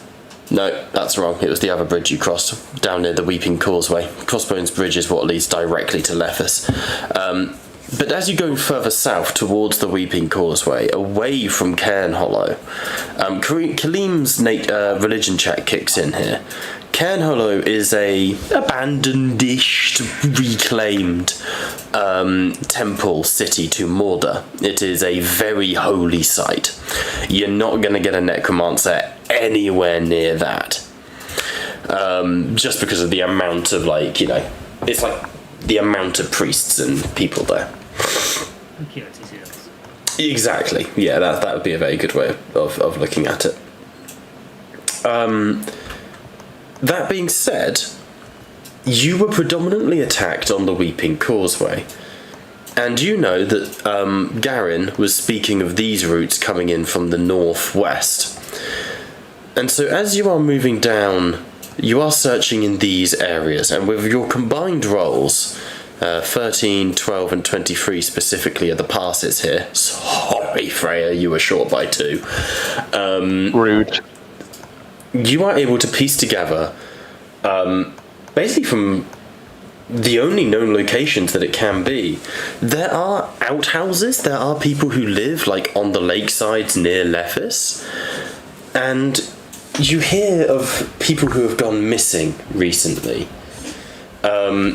And you hear of a lady who was seemingly trampled by a cart that had gone awry. Trampled by horrifically a cart that had been speeding, who went by the name of Sylvia Dockel. As you investigate into that and you chat to people like Hadrick and his farm, you would know that Sylvia Dockel's husband had been basically a retired wizard, a retired mage, who has since gone missing and has stopped showing up to his meetings. Old Aaron Dockel is suspect number 1. And through speaking with maybe Hadrick and people like that, I will say that you are able to pinpoint his house here, overlooking Lake Lethis as the river flows down and falls into it.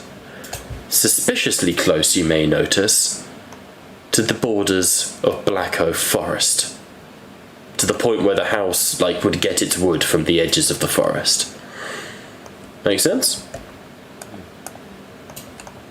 So, with that information, before you go there, is there anything you'd like to do?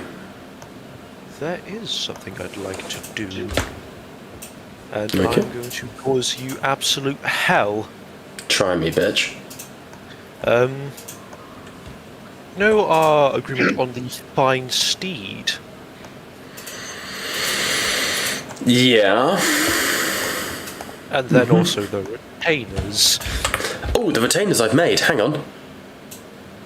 Hang on. Where are they? I fucking made them. You have friends, George. Yeah. Let me add this George coming in with the slavery archives here. Let me add us to this map, to the campsite map. Where are they? I fucking made them. Squires. Oh, fuck's sake. Let me double check. They're good for the restaurant. Yeah, it's sweet tin. Continue talking, George. What is it you want them for? Just while I quickly fix them, because I've got the artworks here. They're just not uploaded. Well, I went off the idea that if I wanted to summon in my seed, now is the best time before we go anywhere, because there's going to be a massive bolt of fucking lightning from where it's going to be summoned, and that's not exactly subtle. And not to mention, if there are any runners, I know for a fact that I can perhaps pursue them, so I think it's worth having that mount. Okay, you can just cast the spell, can't you? Yes. I don't believe I get it as a ritual. Oh well. You know, it's fine. Do you want me to place summon? Do you want me to take that box or not take that box? Because yeah, no, place the summon. That would be better. Be a worldly steed, celestial.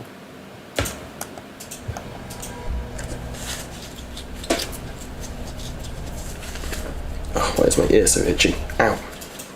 And then you should get an option come up to click it and bring him in. Nope, not so far. Okay. It being like the most dire of moments where it's like, oh, like I need to roll something critical, and then it will appear like, would you like to now place your celestial steed? You know it. Okay, give me a second. I'll spawn something in. What is it you are summoning? We said that thematically it was a Dracogryph. Yes. Mechanically, what are you summoning? It is an otherworldly steed. The entire stat block Okay, is in I'll the. see if I can find it. Hang on. If not, Specifically I'll find something similar. Specifically, my choices are either to make a celestial, fey, or fiend. You'll be shocked to hear that I chose fiend. No, I went celestial. I don't. I'm pretty sure each one has its own benefit. Yeah, apparently my Draco Griffin will have the ability to heal stuff. Okay, give me a second.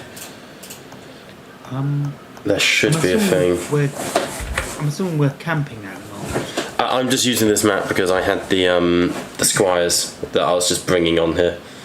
There's two of them. I'm just getting the medic. I should forewarn you, George. They are terrible. They are challenge rating 1/4 if lower. It's fine. They're not meant for combat. They're God, I hope not.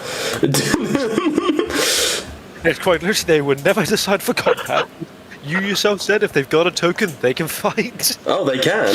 If they've got a token, they can have initiatives. I would use them like familiars to give help actions. You know, that would be my recommendation. Rodney Brokeman here isn't. I'm not getting along with Rodney Brokeman. Of principle. So the only one who's mildly competent is Vari, who's essentially a dark elf corsair on loan. Basically is what you've got. She is a challenge rating 3 archer. You've then got Rodney Brokeman, who is a challenge rating 1/2 soldier. And then you've Not got even a full one. Oh, hang on. I need to. Got to do No wonder introductions. he's broke. Shut up, Jacob. Binding, if you will. As I'm currently summoning a faithful mount, I'd like you to meet my 3 squires and retainers. We have Vari, and we have Rodney Brokeman, and we have the other one who is currently missing. There he is, as Pewter Muddle. Pewter Muddle, who is your medic. Challenge rating 1/4. They are noble, loyal, looking to Vari. Vari just nods and goes, to get the job done. To Rodney. Sir? I'm somewhat questioning on whether they were going to be your mount for a second there. And then we have Pewter Muddle, the faithful medic. I want to go home. I don't like him. Is he alright? It sounds like he has a throat infection. I'm Sounds like he's on the fine. verge of coming every fucking second. I'm okay. Unfortunately, he was ripped from his home, and he is no longer allowed to go home until my quest is complete. Why are we breaking the DM? healer, but I can't heal my own internal trauma. Whoa! He has got Too far! He has got a lot of issues. Master Which was Roundwalker, can we composed, we're happy change to- our quotes yet? You've Kill yourself. never said that you couldn't. It's basic Alright, hygiene, boy. Oh. Arias. I don't know Arias. why I've chosen Come here, violence. Arias. We are. Let me find his spell. Yeah. Yes, probably. Yeah. I'm going to ask a very honest question here. Right. Are you a slave driver? Okay, you would believe it to say that no, I'm not. Listen, I'm not going to judge you if you say you are. If anything, pretty efficient. Isn't all taxation slavery? In one Did I way talk or to you? another. Someone kicked the DM. Sorry, just crowd going. Die. Oh shit! I do have it pre-made, George. Which one did you want? A face steed? No, a celestial. Celestial steed. Oh fuck, it's big. Let me make a token for that. That's what she said. Shut up, wife. Love you. What was it? A Draco. What was it? A Draco Griffin. Griffin. It's like a Draco Griffin. So yeah, it's like the Griffins from. No, that came up with Draco Gryffindor fan fiction. Oh, Peter. Oh. Or Demi Griffin. Don't ever say that again. Jesus Christ. Oh, have a look. I'll find it, George. Don't stress. I'll find it. But your mount is there. He is here. And Winston looks very upset about this. The mount. When you regain hit points from a level 1 plus spell, the steed regains the same number of hit points within 5 feet. It has otherworldly slam, so I assume the steed can suplex shit. And as a bonus action, it can heal stuff. And hilariously, it can heal stuff better. It can heal stuff better than Pewter can. Like the train. He is quite literally outdone by a fucking. That's genuinely hilarious. I looked up one of the bit units I could find. Bit more majestic than I was fucking expecting, but to be fair, I did choose Draconic for this purpose. I'll send like one of the example units in a. Yeah, I'm looking for Games Workshop at the moment. Liam is not a fan of the Uwu voice, Novo. You are correct. There is a precedent to the campaign for people pretending to be horses. I'm going to ask a very simple question, Pewter. Yeah.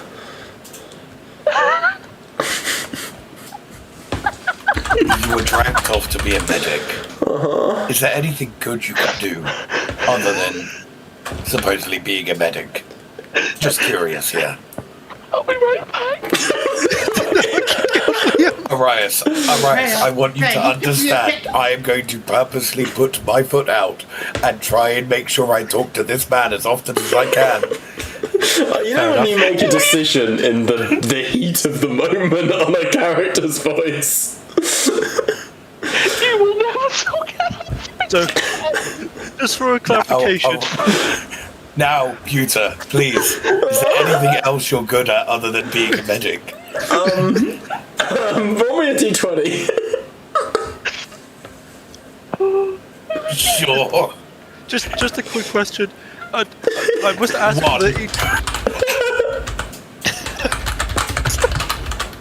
What? So much concern right now. I'm pretty good at embroidery and cooking.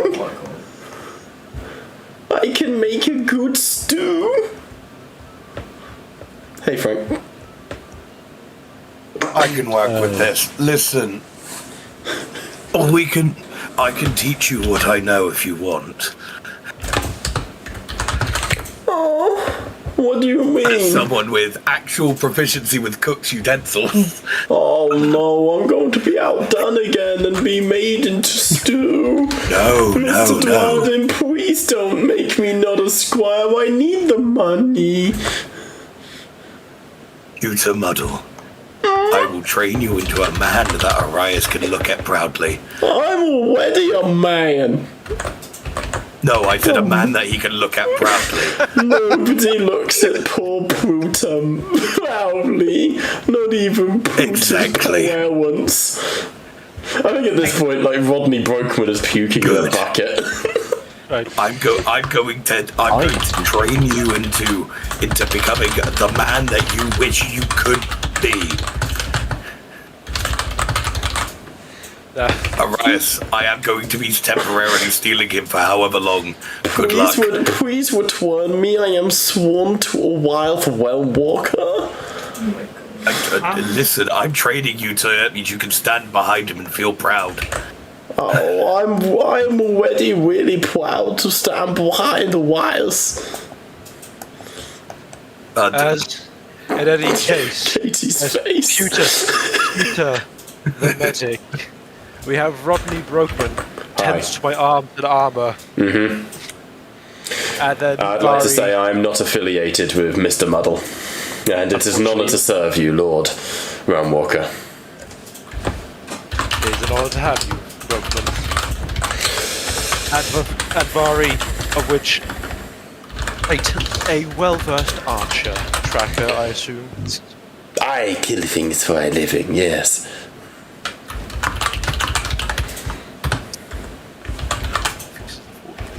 And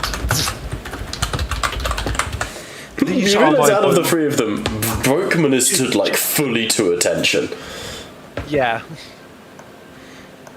It's like, these are my loyal retainers, and they will be accompanying us, and they will very well be making themselves useful. If in doubt, they will be with me. I will vouch for them.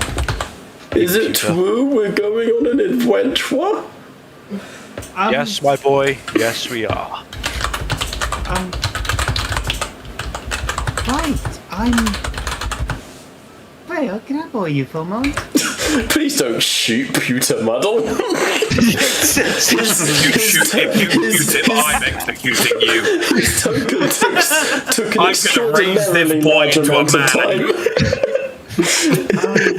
Oh, he's a grown-ass man. I'm Not with 24 that years voice. old. I'm 24 years old. I'm a man. Sorry, Khalif. Okay,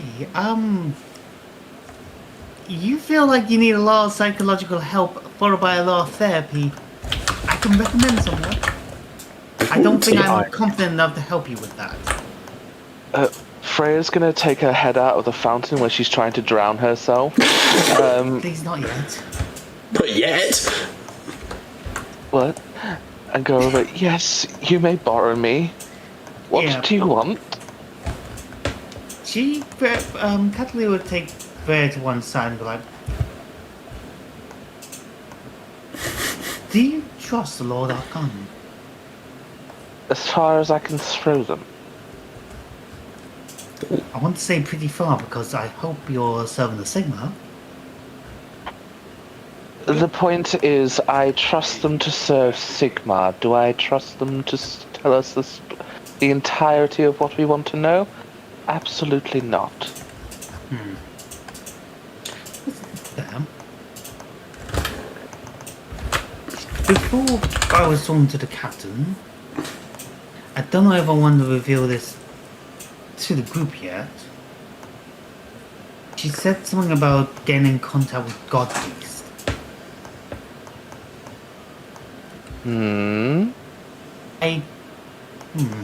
I know in my training I should know about them, but I wasn't taught much about it.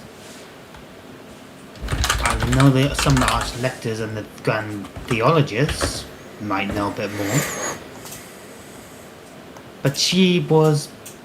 You would agree that the Lord Arcanum was a bit pushy, as in she wanted the amulet in her care. I trust the Lord Arcanum's intentions to be pure, hence the position that she's in. However, the temptation of mortals corrupts. Whether by strength of arms or her own sister's temptation, the amulet would one day fall itself from that vault. And especially to an ally who does not tell us the whole truth, an artifact of that magnitude should not be placed in their hands. Well, you can do with the information I've just given you. I don't know if we should reveal it to the pie, but I trust you because you are the witch hunter. I'm not very good at it. Your side of doing the work for Sigmar. Would be My is that side? the less talked about dirty deal. Not, I wouldn't call it dirty deal. The unsavory nature of it. Burning heretics and rooting out evil is the most joyous part of this job, Katerina. Those who do not worship Sigmar and promote the interest of our arch enemy, we should be glad to have them removed. Fair enough. I'm never been the one to enjoy the idea of, well, sussing out even those of flock. Even though it's still my duty.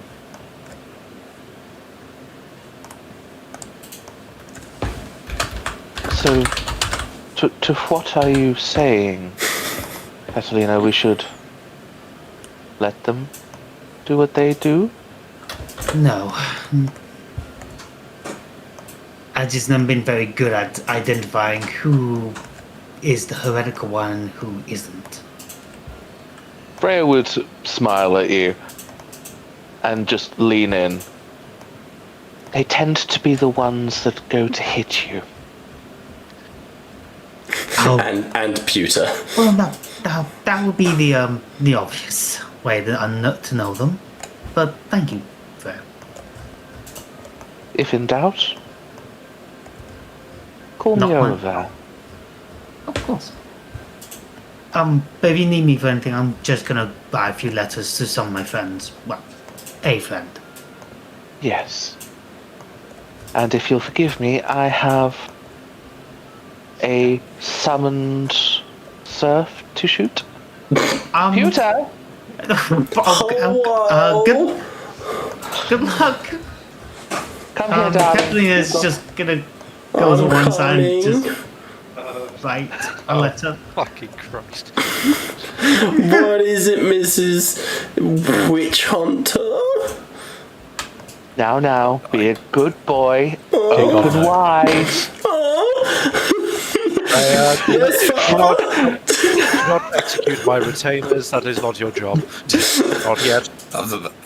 Freya, don't shack the retainers. No one heard yes, father. That's good. There you go, George. I fucking cooked on the artwork for your Dracoff. I'm really proud of that one. Yeah, I might. Yeah, I was thinking. I wasn't going crazy. 'Cause You I- linked Dracoff.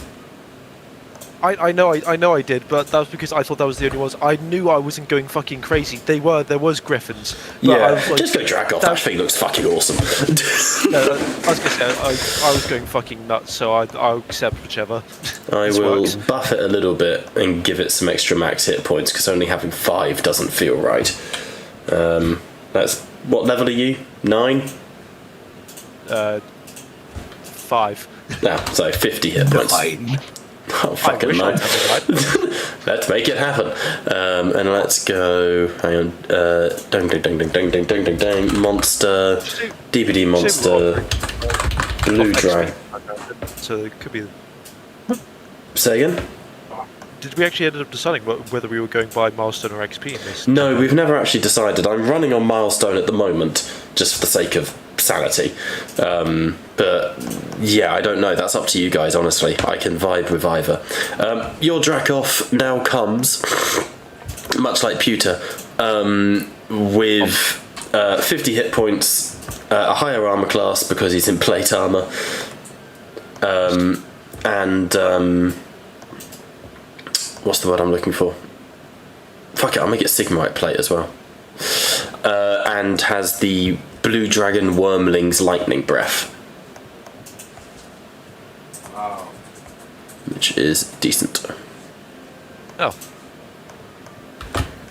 So that you now have like a proper little mount. I can work with this. There you go. Cool. So, as you guys, let me add everyone to the map. There's quite a lot of little tokens here. Where were we before we introduced fucking Pewter? And I fucking broke. Fucking bamboozled. So, moving out into the countryside of Lephis, you are able to find this household. Approaching it, you see that it is circled by a ice save. It is circled by a river. I'll put you on the map, and you guys tell me what you want to do.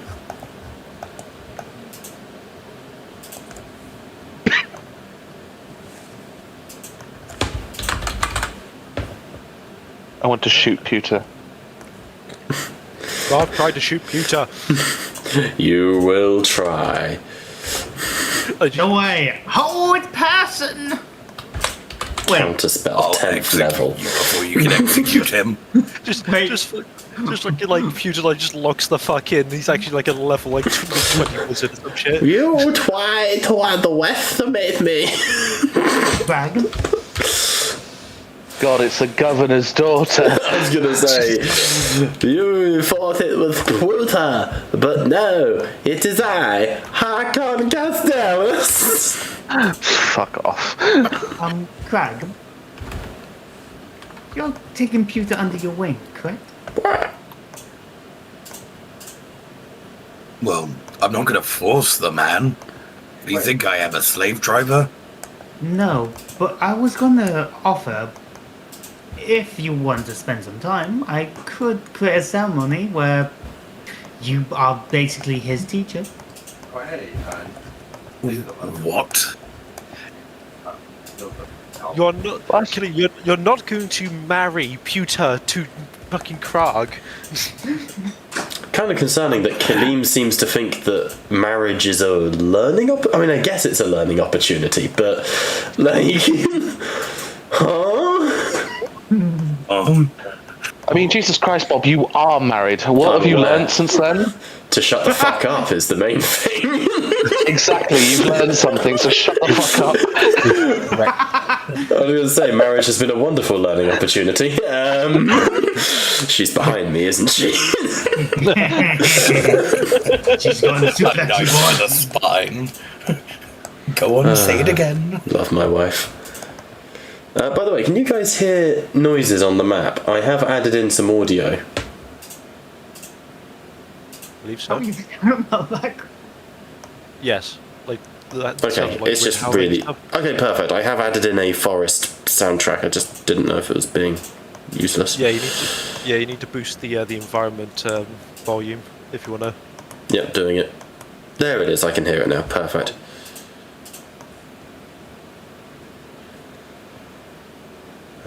Okay, so you approach this building. It is a bungalow, just one story tall, surrounded by a river of like dead water, very dark, sort of murky water.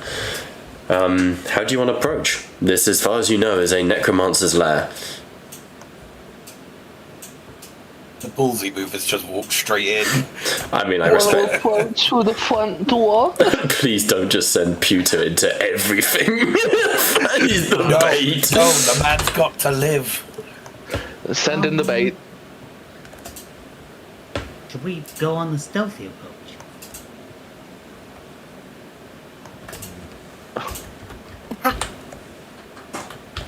What do you think, man in giant plate armor?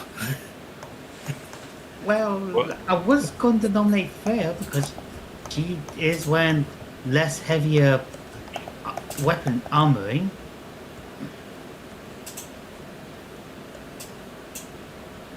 I'm not against it.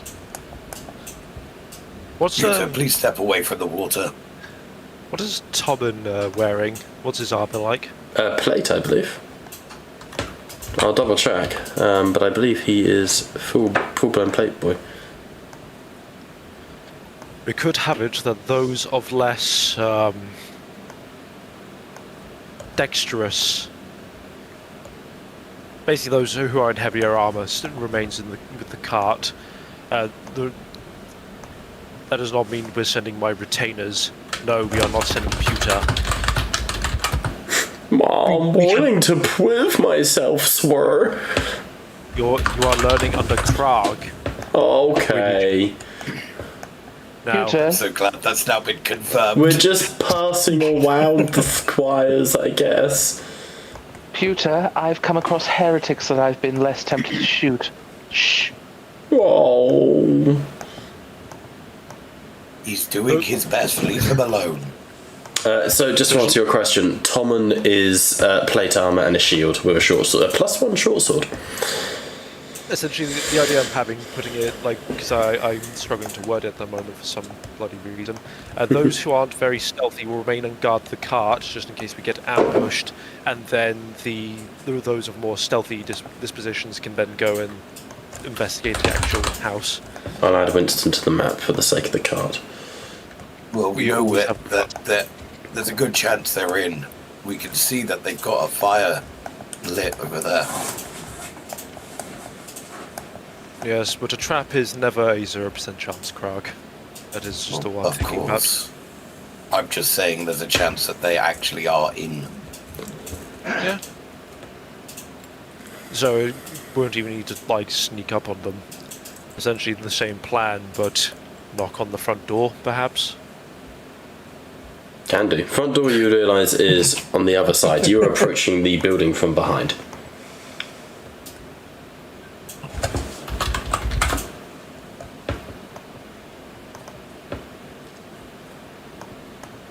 Or we get like Sigmar witnesses. Have you heard? Witness him! Well, you guys tell me what you want to do. I'm not against stealthing it up there. I've given my idea on what to do. The only issue I have here is one, you're assuming Winston can't handle things by himself. And two, if the people that go up get ambushed, we're back here. We're gonna take a while to get to them. A fair So point. yes, stealthing up could be really useful. It could also lead to whoever's going up to die. A fair point. A fair point. That is if we wanted to stealth in the first place. You could also just burn the house down. Yeah, but we kind of need evidence. Yes, Sigmar, please. We need to actually figure out things inside. Your guidance is ever appreciated, Sigmar, but we've got this in hand.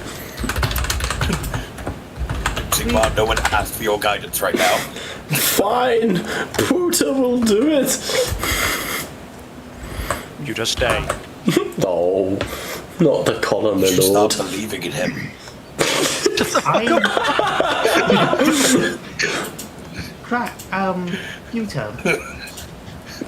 Oh. you I'm should. the biggest advocate. Pluto, I think you should stay near to your retainer and Master Crag, Whoa, who's your okay. teacher. Stop the fucking deferring to my Weasley fucking. Whatever we need, I'll do, I guess. I could go up. Maybe we What are you could going to do? try and Knock find on a his way door, ask if they've got someone home? Well, maybe we could go around the sides. If one of us is going up there stealthily, maybe some of us could go around the side and find a safe way to go across without falling into the river. So we're going to send the people who are stealthy up to do that then. Yes. Okay. So do you have anything new to add to this plan? No. I was also going to hopefully find a way to get across this river without falling into it. You know. Yes, that was the plan initially. Is this actually a river or am I just looking at it? This is a river. This is a river. I said you are. It's like a moat. Okay, gotcha. You know how deep and strong the currents are, Agman dear? Nature check. God, this is not my strong suit. Well, he asked Agmandir, so Agmandir roll his nature. Agmandir is pissed. I'm drunk. Agman not drunk. Agmandir looks at the water. It's wet.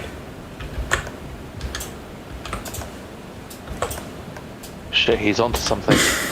I think he has a point. Krog, what do you make of this?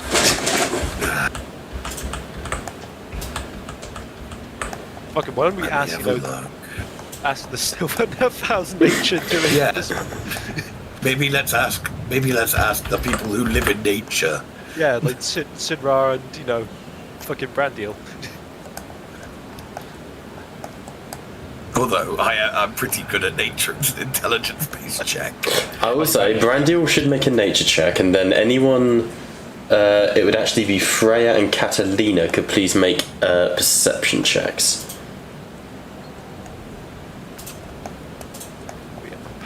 I've got a better nature than Brandiel. 23 on my perception. Oh, I can do a funny thing.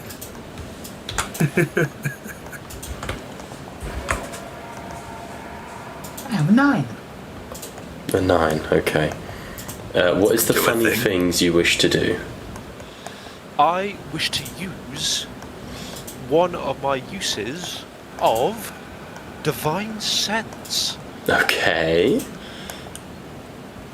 I will obviously be able to detect myself, the fucking dragon, the Draconith, but importantly, it senses any fiend or undead within 60 feet of me that is not behind totem cover, of course. Not behind total cover. Okay, that's... Behind a wall, that's total cover. Yes. Is that just a free thing? That is an action I can do. I will look into how long it lasts. It's a paladin thing. Yeah. Yeah. Well, tuning into your divine sense, you obviously can't pick up on anything inside the house. However, even though the water is black and you cannot see through it, you get your divine sense definitely procs on the water.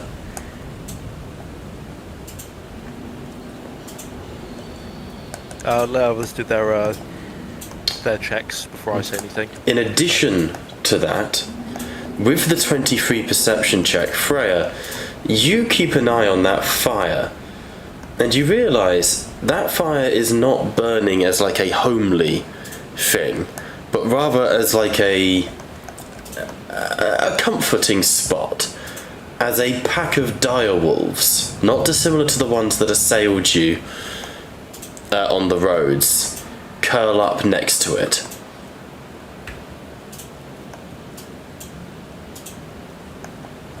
Brias, Crag, Brandiel. They haven't seen you yet because they rolled like shite.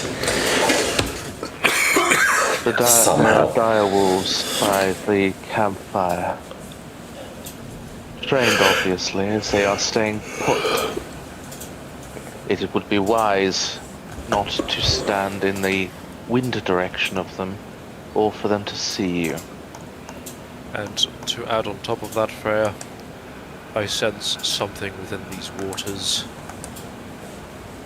It is a supernatural sense. Glorious. The longer we delay, the more I shouldn't- will re-roll that perception check. Just so you know. We had best act now.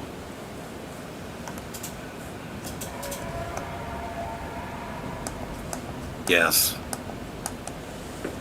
But no, I didn't use here. What are we going to? Where are we going to go? That's the question. Are we going up top, up down the bottom? How are we crossing? Get somebody give me a quick update. Water, spicy, dire wolves over in the distance that haven't spotted us. Top or bottom, David? Listen, I've got a very silly idea. Oh, What if we alert the direwolves and see what way they get to us? It's an option. 'Cause George would have detected if they were undead. they were 60. They are just out, but I will say that you probably would have detected them. Yeah, they clearly just like go. Yeah, now they're within 60. I'm just thinking, if George... Are they classed as undead? Yeah, gotcha. Yeah. Oh, damn.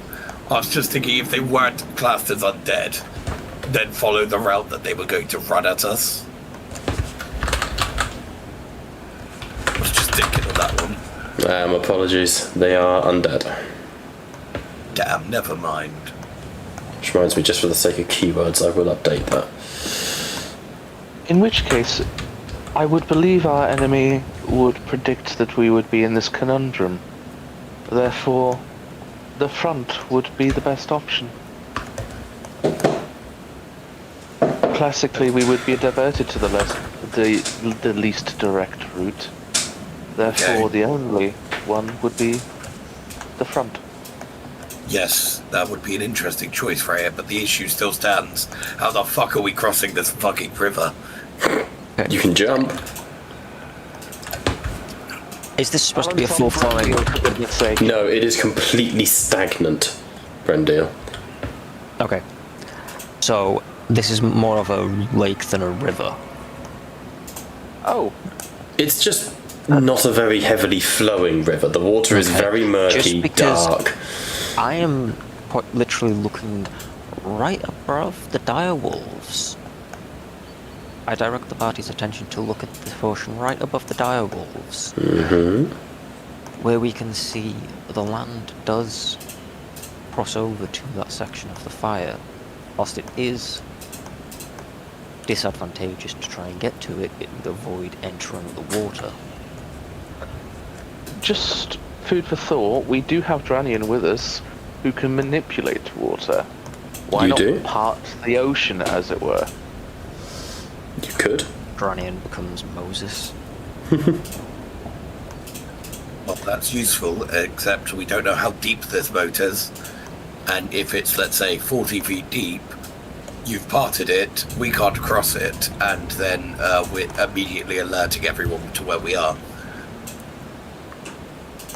Let alone the magical properties that we're already aware of, which could have an adverse effect with the magic cast upon it. It's up to you guys. Because we've been chatting for another couple of minutes, I'm going to repeat my perception check. Merely an idea, Still a and fail. a multiple idea, rather than sitting here debating about it, where they will sooner or later know where we are. Let's face it, regardless as to whether they find us here or there, they are going to be attacking us no matter what side of the house that we're on. So, I agree. why not just take it on head first?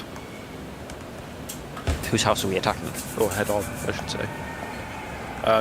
The rumours of who the necromancer is, suspect number one, their old, essentially, like, what do we call it? Not cottage. It's his little hovel. His little hovel that is suspiciously close to where the Beast of the Warband is. Oh, sound. If you want to sneak around, anyone who wants to sneak first, it is simply a stealth check.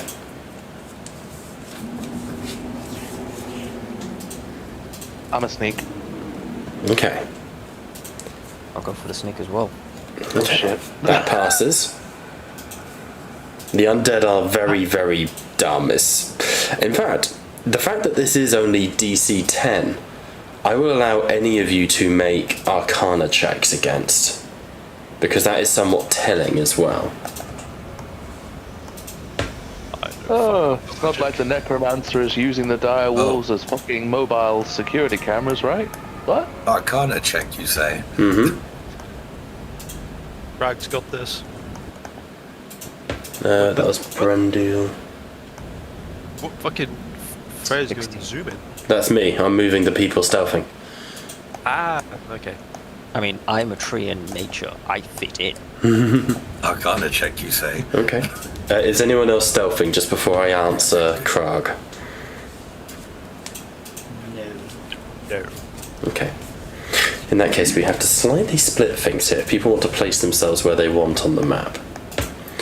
Luma will be up there. We'll have most of that party up there, actually. You sent Pewter to go and stick with Winston. Yeah, have the retainers basically guard the car's belongings. Okay. I'll say that in the case of a fight, they just don't get involved unless you call them in. Yeah. And you've got your mount. Okay, on a 23, the fact that the undead here are so dim would imply that their summoner is not nearby. Like it's like Tyranid synapse. They are not within the effect range of whoever is leading them. That being said, however, double checking that, as Freya and Brendil sneak across, you find the front of the hovel completely opened. How do I get it to zoom in on you guys? Follow you with camera. If I can... Wait, there we go. Select them. As you go across the water, it does go sort of up to your mid-chest. Freya's titty's getting a little bit cold. And despite the fact it is like a stone river base, the ground does crunch and squelch beneath your boots. But as you go across, you sneak your way around the side of this hovel. And as you do, you look inside and you find like an open living area with this ramp leading inside. And what you see in front of you is a very strange situation. 3 Lephis armoured guards are sat at the table, but they are clearly dead, wounds having ripped holes in them and gaping to the sides.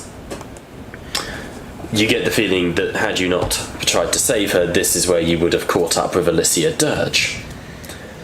But sort of hunched over at the head of the table is this incredibly lanky and ungainly thin creature, hunched over in such a way that its long, wet black hair is kind of falling onto the table and spilling out in front of it, sort of Ringu style.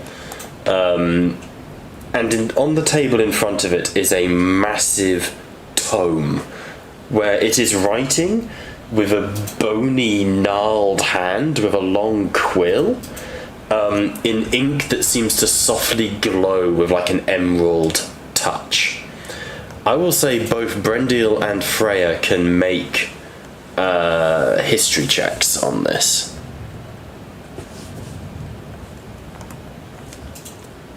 Not 20. You know Freya, Brendil, you can kill it. Freya, on a nat 20, you know exactly what this is. You have heard of them before. This is no mere necromancer, at least whatever this thing is. This is what is referred to as a scriptors mortis.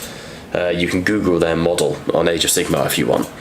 Essentially, they are the historians of Nagash. They record the risings of the dead. And its head slowly creaks up to look at you, and its jaw completely distends, sort of double the length it should be, and then 3 times the length it should be, and a pair of long tongues unfurl from its mouth as it just goes, "I'm sorry, the master's not in." No, but you will do. Where is it, your master? It stands, bringing itself up to its full height. Its legs split apart like General Grievous' arms until it stood on 4 scuttling sort of spiny bone protrusions. Away. Are you here as an offering? I don't know, can anyone else see this, by the way? You should have vision over each other's tokens. Oh, cool, just checking. I came to to find the necromancer, not the toy. You are an unwelcome guest. And it rears up, and the soldiers step back from the desk, drawing weapons. And I think we're going into initiative here. I assume. Do I got anything? Yes. Probably yes. I'm just checking if I've got anything.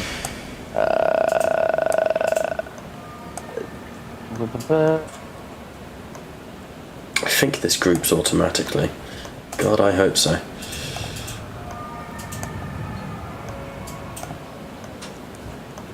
If it doesn't, fuck.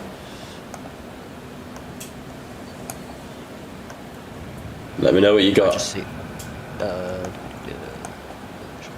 To be fair, I would have only tried to do a trick shot, like the bullying shot, to try and back it down. Oh, I can't allow an immediate thing. 17. Alright, roll them. Oh boy, the lag. My apologies. Okay, it's grouping them. That's good. Rare 21, nice. Challenge rating 10, apparently. Doesn't seem real, but okay. There's a lot of dice on my screen. It's always Okay. great to hear the DM go, challenge rating 10 apparently. Well, that's what it's calculated as, but that's just because of the sheer amount of zombies, but I don't think it's likely to actually be challenge rating 10. Not with all the buffs you guys have. Okay. From inside the building, you hear this eldritch and this carrion call echoes out across the area. Immediately, those waters begin to bubble and rise. Doors slam open from inside the building. And in the water you hear as the raising beasts. And first thing you notice, these are undead gores coming out of the water. The fact that it was scrunchy under your boot, making a lot more sense now. Oh dear. Oh my. Oh my. Oh goodness Lions gracious. and tigers and bears, oh my. Boy. Alright, let's kick this off. At initiative count, 0. It is the first of the zombies. 20, oh sorry.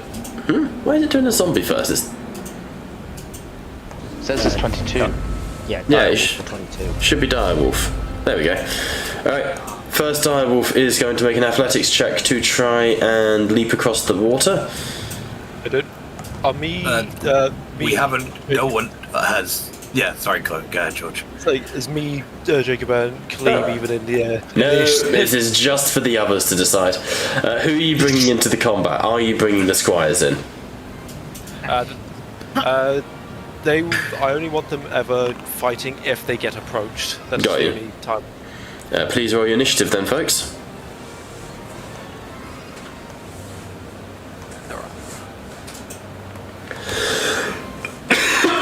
Yeah.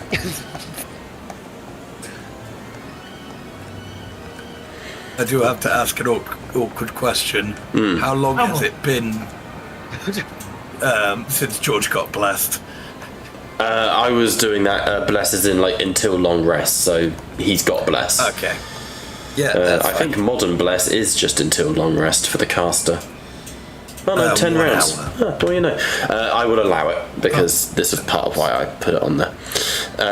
Cool. 1 minute. 1 minute, yeah. Speed 50, so it gets across to there. Can it then dash or anything? No, but it will dash and go here in between them, moving in onto what's her name, Lorna and Tommen, which then brings us to Freya. Lovely. Give me 1 moment.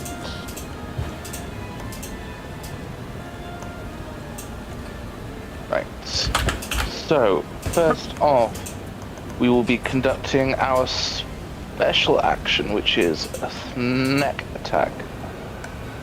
Very And then cool. we will be You don't declare it in advance, by the way. it will come as a pop-up when you use it, because you don't necessarily have to spend it without getting it. It's a good thing. It means that you don't, technically there's no chance of wasting it. Freya will be most offended at this Scriptus Mortis' entire existence, and will go for a trick shot on it. That does remind me, actually, though. Now I can. I've managed to get the D&D 5e customizer working again. I can change the currency to drops and stuff again, so that's a plus. Nice. All right, take it away, Liam. Bang. Man, I forgot Liam with his fucking Uzis.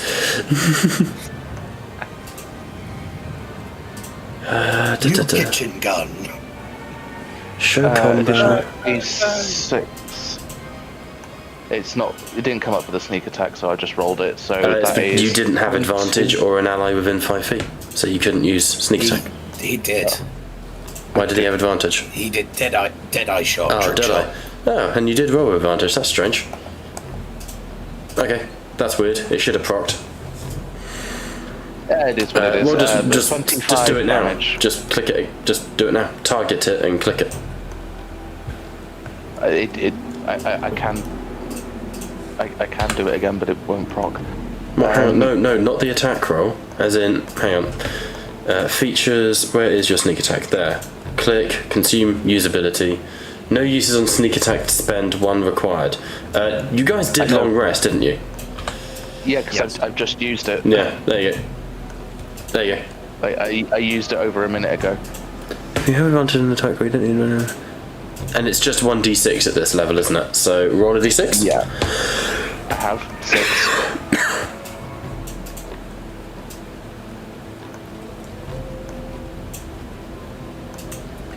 Oh, and 6. Cool. So I didn't see it. You could have told me. Sorry. I did. I didn't hear you. I'm sorry.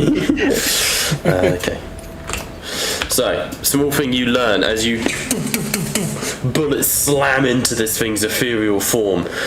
First thing you notice, it is resistant to non-magical damage. Resistant piercing and slashing. Has that good old ethereal trait. Big sad, so I've done no damage against No, it. you've done a fair bit. It's lost 13 health. But you've Cool. done. That's legitimately not bad. Resistant means that the damage is halved. Yeah, not immune is 0. Resistant is halved. Sorry, George. Oh yeah, you got it. Cool. Any more for your turn, Liam?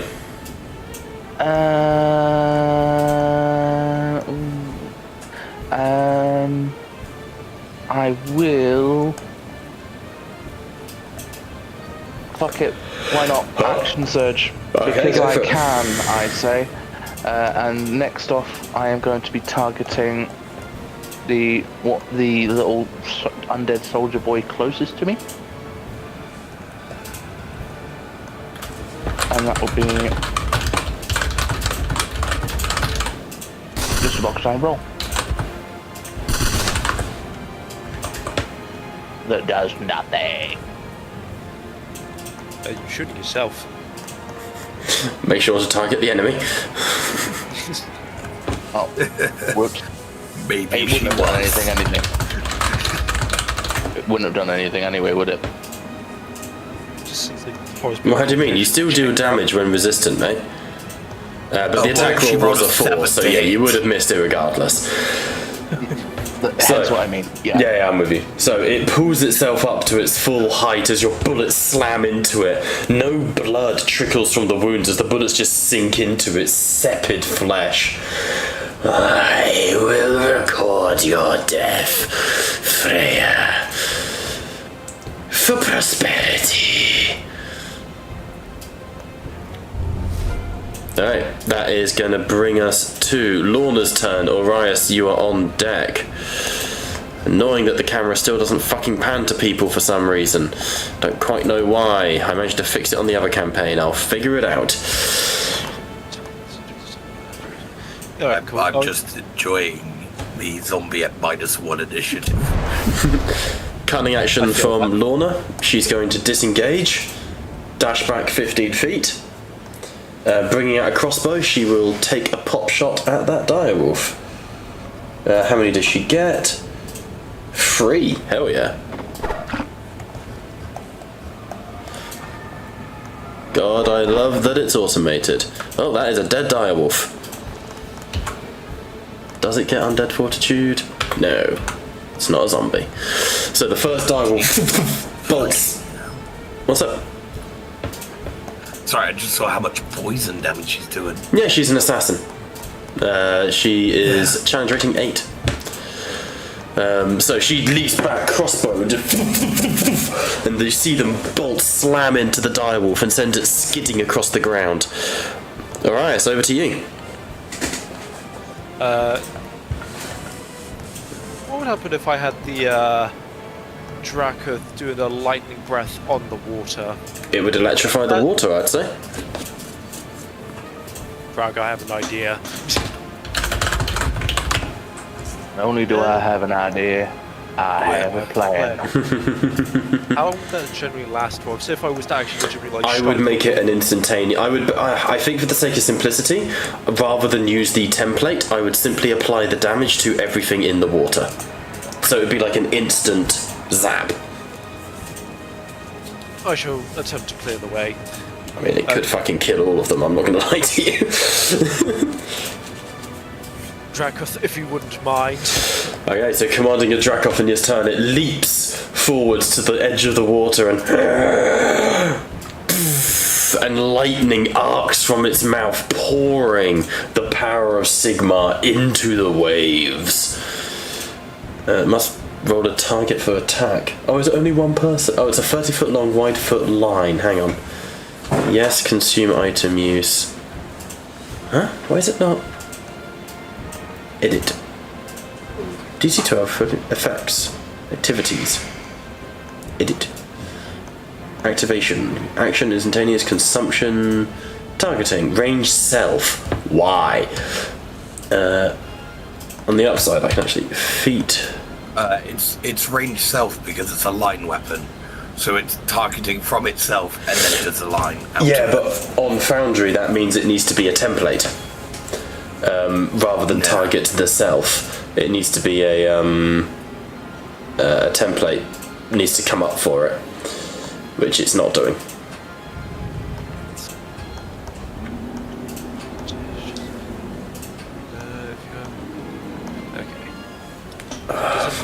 Here we go. Line. Here we go. What I will do, however, is for the purposes of this save, I'm going to make that line 100 foot by... can someone quickly measure the distance of the water for me? I think it was 30 foot I planned it to be. So that you'd have to... 30 foot wide, yeah. Yeah, so you'd have to jump. Alright. Save jump that. Well, it was just to see what you do, more than anything. I had a few ideas. I honestly thought you might try and build a raft, or you just go through and wade through, or David's idea of toppling the tree was the other one. Sounds awful. The alternative was use David as a raft because he I love it. Alright, here's the first one.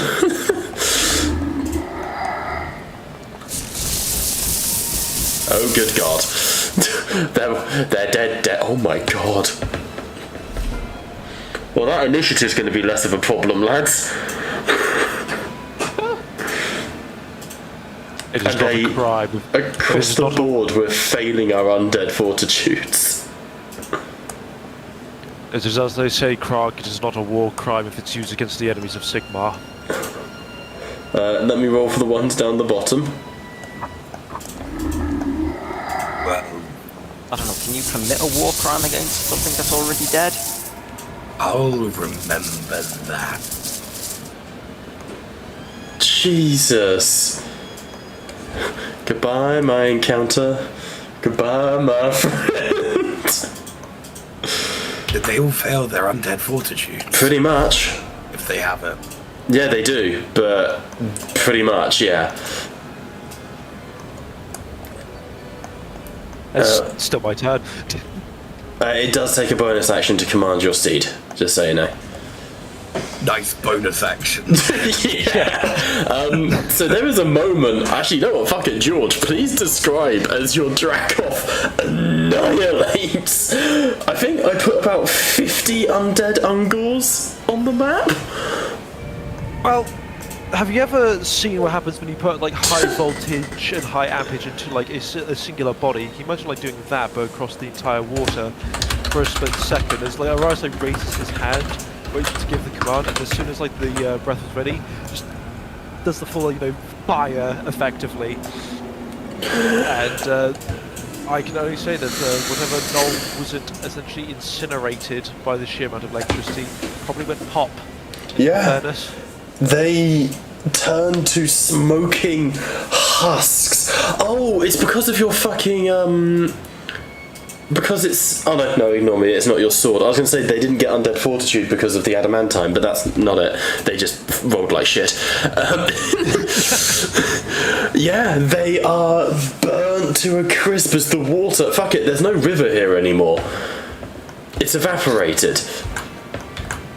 This is just dirty water now and crispy bones. As you have completely evaporated the river surrounding some old dude's house. Alright. To quote Novo, challenge rating 10. Briefly. I will use my main action to dash to... Oh, so you're on the other side, Krog. Main action dash straight into the wolves, okay. Respect it. I was Jesus. thinking I was going to do something interesting. Your unnamed Dracoff just sort of grins. Happy puppy. If it wants to use the rest of his movement to keep up, it can, but I'll obviously leave that up to it. What is its movement? 60, yeah. Alright, following on from that, Sinra Fairflower will rush forwards, raising her arrows and fire into the nearest direwolf. She is an arcane archer, so she is going to fire out a grasping arrow. Jesus Christ, she killed it. Well, she needs to roll to hit first, hang on. I know I deliberately made everything weaker so I could have more of it, but good lord guys, come on! Second direwolf goes pop. Physics. It's fine. Again, what I'm trying to do to replicate the whole some things are minions, champions style of combat. So, for example, all the zombies there only have 3 hit points per zombie. Everything is much weaker across the board. So the idea is that it's you get more choppy bang for your buck. That'll bring us to Drynian, who was planning on casting Tidal Wave and using the river to your advantage. There's no longer a river. The riverside. Man has no river. So instead, we will throw out... What can he do? He will move to here. Throw out a little bonus action Misty Step. And pop him up next to Orias. I love that shit's animated. Did you see how cool that was? And then main action with a cantrip, he will pop a Sorcerous Burst on the nearest direwolf. And he will miss. But it was still fucking cool. Brings us to the first of the whites. Mr. White. This one will charge Freya, its bones clanking and creaking as it moves forwards. And it gets 2 longsword attacks or drain life. Let's go with a little life drain.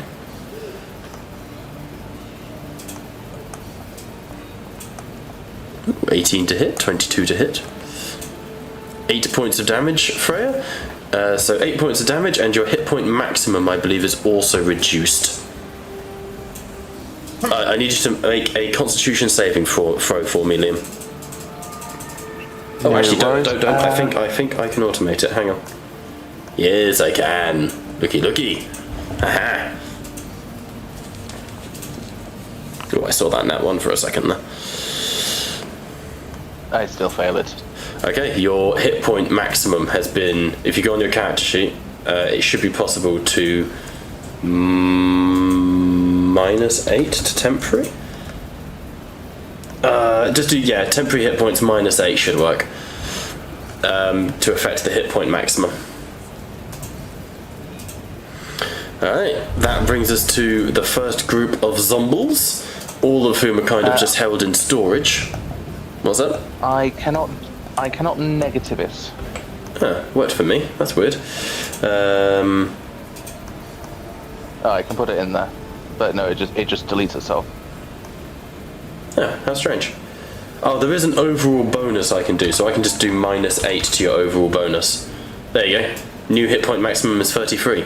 Just remind me to undo that when appropriate. Don't want that being permanent. I'm surprised it's not a passive effect. You'd think it would be. I'm sure there's a way to do it, but I don't know, for some reason it's not worked. Sunlight sensitivity, life drain. Yeah, it doesn't seem to be, I'm afraid. For now, we'll do it this way. Alright. Zombies, 20 feet of movement. So they're going to dash 40 feet. How many are in this group?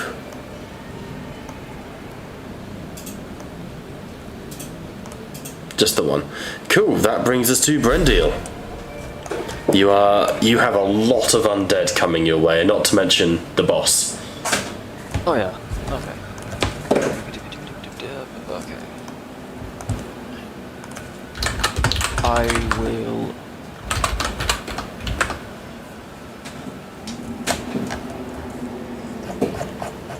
Charge in, rage, or rage charge, whichever gets me the most. And go for this. The one at the front of the table. Okay. So don't forget to rage first. Yep. Because that will give you access to your form of the beast attacks, which are the ones that are all juicy. Yep. Raged. Nice. And manifest natural weapon will go claws. Yep. And now when you use your form of the beast as an action, it should automate your claws for you. So we are now in.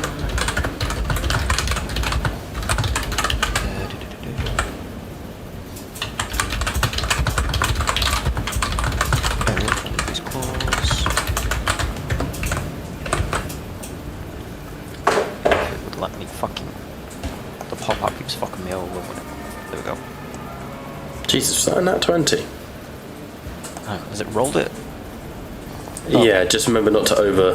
Holy... Shit, yeah, you yeah, just that- got 2 nat 20s. Yeah, because it was it wasn't coming up with anything, so I think it just It's fine, slowed down. it's So we'll fine. just go with the first one. No, it's fine, because you do have 2 attacks. It's there you go. It's Slasher coming up, there you go. There we go. Yeah, we will ignore whichever the third one then. Yep, that's fine. I can pop that back up. Ignore the non-nat 20s. No, He did roll the nat 20s first, to be fair. I was just going to go in the order that they came. I didn't even see what they were. It was just like, right, if we've got 2 attacks, we'll ignore the third one. Roll. So Brendil, as you enter your rage, the floor breaks underneath your feet. The wooden floorboards of the house split open as you take on like a dread aspect. And as you run forwards, your wicker sort of talons lash out as you slash into these undead creatures. As with before, you realise that they are resistant to slashing, piercing, and bludgeoning damage that are not magical. Not magical or silvered. They are also just flat resistant to necrotic damage because undead. Alright, any more for your turn? To be fair, you also very nearly just killed that white. That white is having a rough day. Let's see what else have we got. So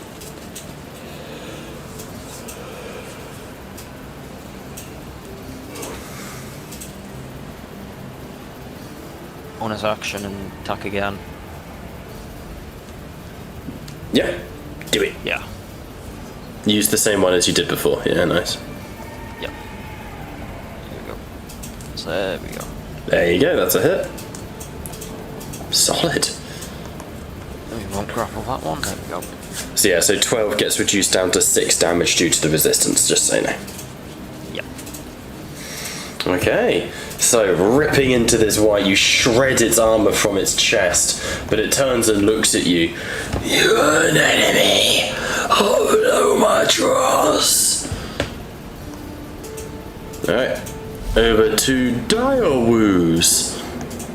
We love direwolves. I don't wish to be unfair in any kind of combat, and Freya Not is at all, a go for fair it. witch hunter. Your Scriptum Mortis does not have a position in the initiative. Yes, it does. It's up next. You can't see all the enemies. Some of them are hidden. But I can tell you the Scriptor Mortis has initiative of 17. It's up next. If I go forwards, you'll see that it's got the ring on it now. There we go. No, I think it's just because we also have so many that it just Yeah. shrunk it down as well, probably. Big Woofer is going to go on Aureus. Arias. Arias. Arias. Don't worry, I remember your name. Nah, it's fucking Oreo. It's going to miss anyway. Sorry, Oswald. Over to the Scriptor Mortis. Who do I want to go for? Both of you are rather problematic. Do I want to bite you? No. Let me see how this works. Cast them to the void, sir. Now we're going to go on Brendil. It slithers up from its crouched position, its forelegs twitching. A podium rises in front of it, holding that book open. And as it twists, it looks at Brendil. Giant of the forests, die! And its eyes flare with light. And let's see, roll me a d4, would you, David? Yep. On a 1, it's a paralyzing ray. On a 2, it's a fear ray. On a 3, it's a nerveration. On a 4, disintegration. Who saw a fear ray? Alright. It's an undead beholder. Wisdom. It should automate it for you. It should come up. Just normal. Alright, you're good. You are not frightened. Too angry. Too angry to be scared. Worth a try. So the eyes flare, and for a moment you feel terror grip your heart. And then you stab the white in the face and you feel a little bit better about it. That was its turn, sadly. Kinda want to do more of it than that. I'm pretty sure it will get killed next turn. All groovy. Zombie time! Everybody loves the zombie time. Zombie time. Zombie time. 10 feet out to hit. Katie does not like zombie time, it's true. Dash action over to here.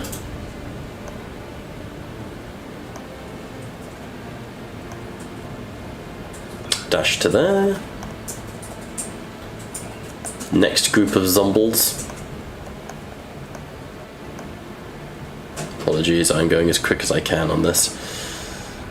I wanted to do big combats like we have in Soulbound. So lots of minions. And Freya and Brendil, you can see a lot of zombies coming out. Basically, there's 2 rooms at the back here, which were basically storage rooms, and they were just full of zombies. Alright, the white that is fighting Brendil, what does the slashed effect do? Do you know? It is applied, whatever it is, so... You can reduce creature speed when you deal slashing damage. You also gain the ability to wound a creature on a critical hit. There we go. Yes, but what does it do? At the start like of its 10 turn, feet it has disadvantage. Oh, sorry. I can only see the start of the sentence. So disadvantage on all attack rolls. Again, so that's pretty good. It will make 2 longsword attacks against you, Brendil.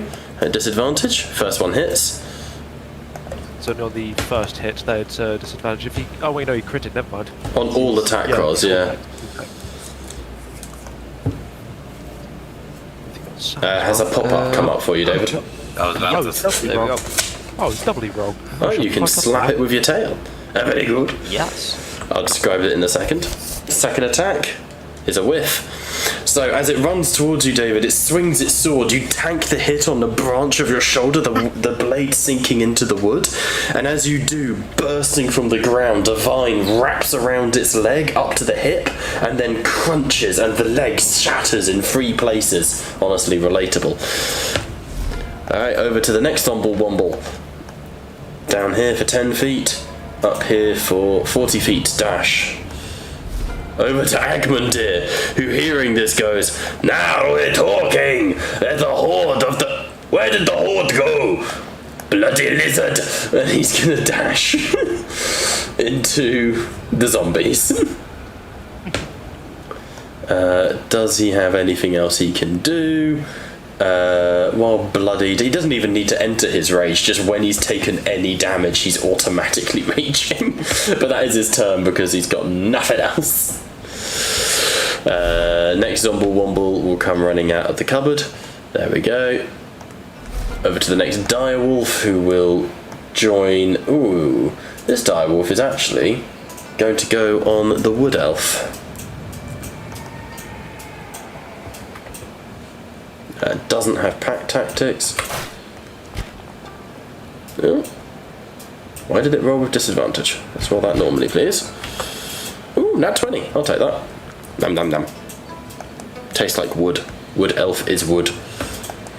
So you see a direwolf leap across and jump onto Sinara, and its teeth latch around her throat and begin shaking as it knocks her prone. In response, you hear Tommen go, "Sinara!" And he's going to run forwards and charge into that direwolf.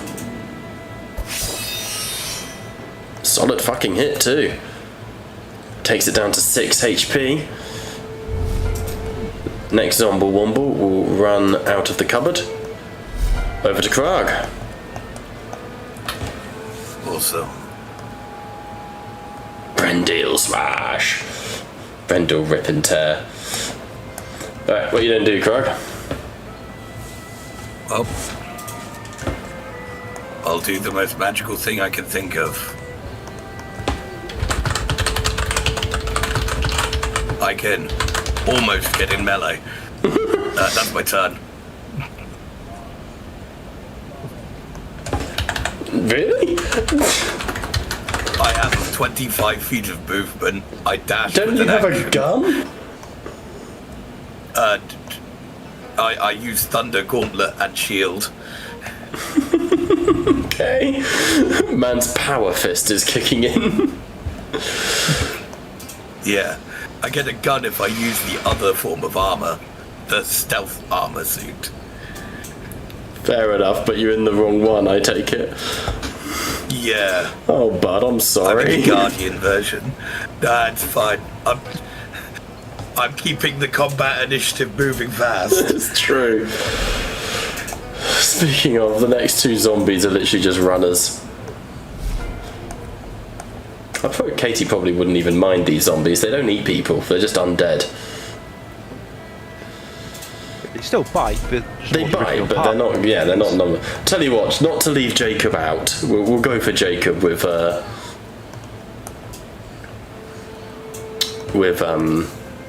fucking dog. Sound good? How generous. Yeah, you know we win these. You haven't been into combat well. I'll just try and kill you. There you go. That's 20 to hit. awesome. This is a thing. No, that's a hit. 20. Ah. Okay. Yeah, sure. I'll roll that.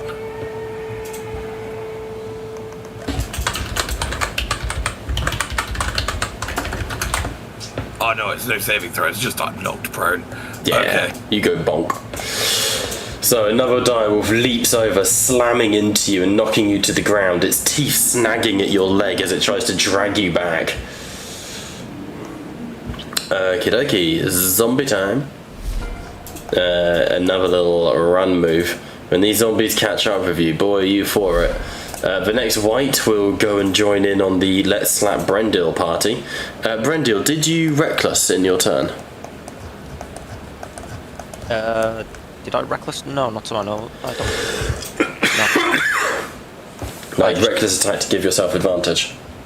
No, I didn't. Okay, in that case I don't have advantage myself. Just regular attacks. First one hit. Does 1 damage. Second one does 3 damage, sir. As he starts shockingly swords not incredible against Groot. The next Zomble Womble. And then over to Catalina. Okay, I have not used this feature for a while, but I hope it works. Don't we all? I'm gonna go Cultivate in the middle, and I'm going to use my channel divinity, turn the undead. Nice. So use that, and I think the wolves are within 30 feet. Yeah, they are. 1 passed, 3 failed, 2 failed. Ooh, one of them died. Minus 1,000. Jesus. What the fuck? Oh, It's because it's not turn undead, it's destroy undead. Because you're level 5. perfect. Look in Hangout. That's what I can see on the DM screen. Ow! Because it's just insta kill. I think I just go through the waters chanting the Lord's hymns. Yeah?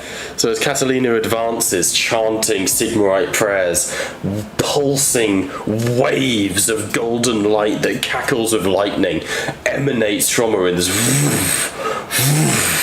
And one direwolf is able to sort of shrug it off and shudders through it. However, 2 of them simply ignite and erupt into flame. Does it have any effect on people who are not? Are they undead? No, Tommen isn't. It's just because it's given them the thing. They're not. It doesn't affect them. I'm just checking. I have no idea that part. It's been a while since I've done it. I thought it would only be undead, but it's just what. They just die. Yeah. Yeah. And is your boy 30 feet away?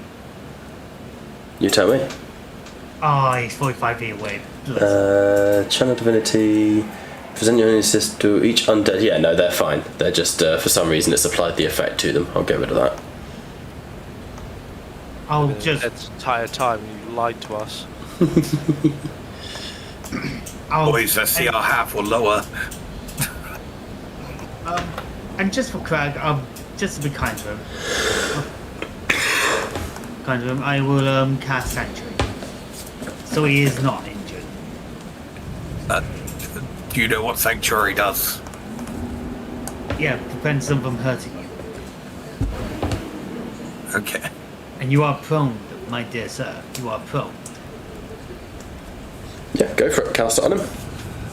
I might as well play it safe. Yeah. Get no confused, but you got spirit. Yeah, fair enough. I mean, why not? Solid spell. Keeps Krog safe. I can't choose to say no. It doesn't say it when it creature. Yeah, it's just boom, Sanctuary. Do just be aware, though, that if Krog makes an attack roll, casts a spell, or deals damage. Interesting. So things like, it's not even aggressive things, it's just, like, even if you cast Healing Word, you still lose Sanctuary. It is attack roll, cast a spell, or deals damage. So, Krog better start throwing potions. Till then, however, Zomble It's Womble a time. damaging spell. It just says here, cast a damaging spell, spell. but that's the smaller version, so I'll check it in a second. Yeah. Alright, it's these 2 zombies. I'm just gonna bop them out here. There we go. Alright, we are back to the top of initiative with Freya. We'll do this one more round and then we'll pick it up next week.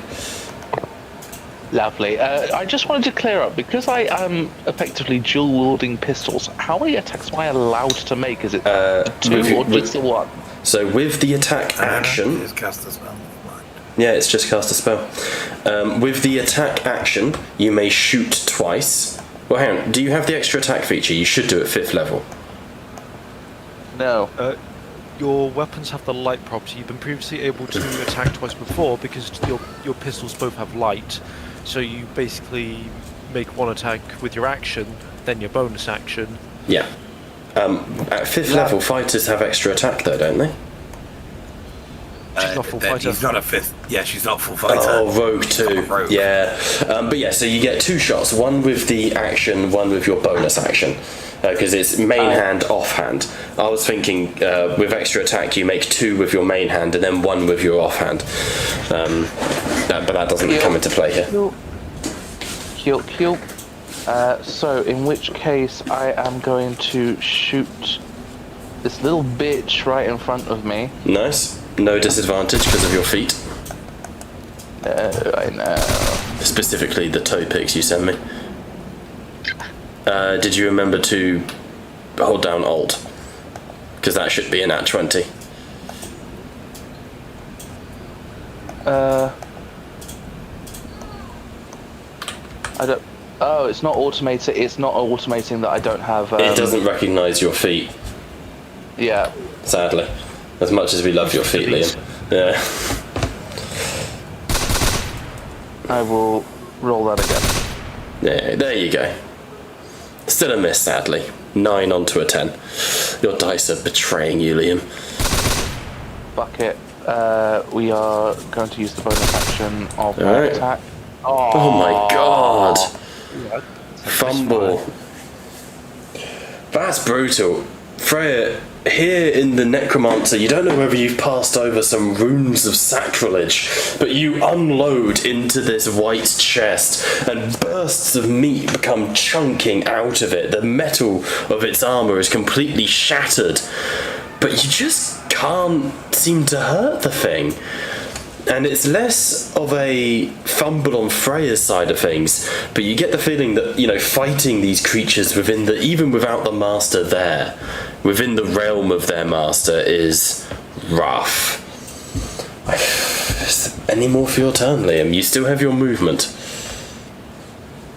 I don't. Not without an attack of opportunity. True. So I've used everything that I've got, so it would be the case of I've got to stick where I am, and I can't get far enough away from this one in order for him to not be able to get at me anyway, so it's irrelevant. Fair enough. So I will call my turn now. Oh, interesting. That's how I make it follow me. Okay. Okay, so you'll call your turn there. That puts us over to Lorna. For God's sake. Whoa, hello, camera screen. Lorna joining in. She's going to move 30 feet and help up, use her action to get Sinra back up from prone. Why is that not letting me turn it? Oh, it's because of the status. Delete. Yes. Okay, and then bonus action, she will cunning action dash.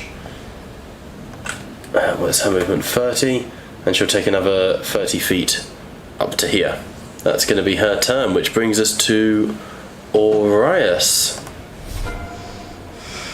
Using my bonus action, I'll have the unnamed Dracoth to pick up Krag, if he'd allow it. Yep. No. No? Nah. Shit. No, it's fine. You can. Sorry, let me clarify. I thought you meant pick him up, like pick him up in the mouth and just carry him. Roll me an athletics check. Right? Beat a 12. Yeah, that's fine. Yoink. This is mine now. And then I'll use my main attack action to fucking attack the direwolf. Whoops. Not good. Go on. I spent all my turns getting to it. Go on, kill it. It's still alive. And then we got one more attack. Fuck.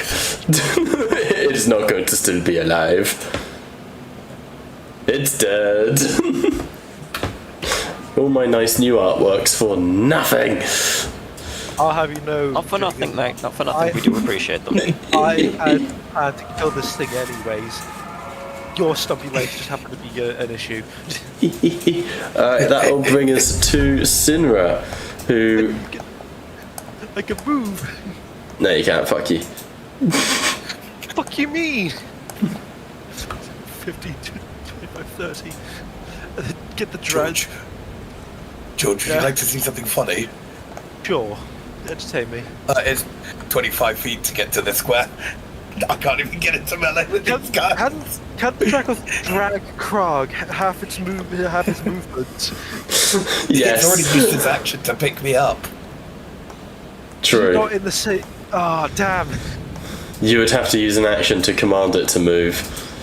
Which then, if we use the action to then drag Krog, and then he was to get up, he'd then have to have half his movement again, which I don't think would be No. The idea, I mean, it doesn't have to pick Krog up, it could just drag him prone through the mud.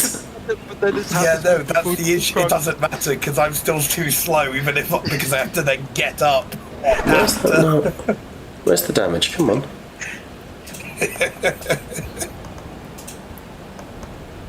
It is a hell of its own creation.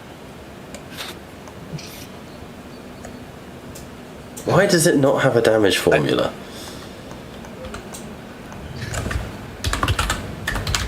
I There we live go. with my own hell.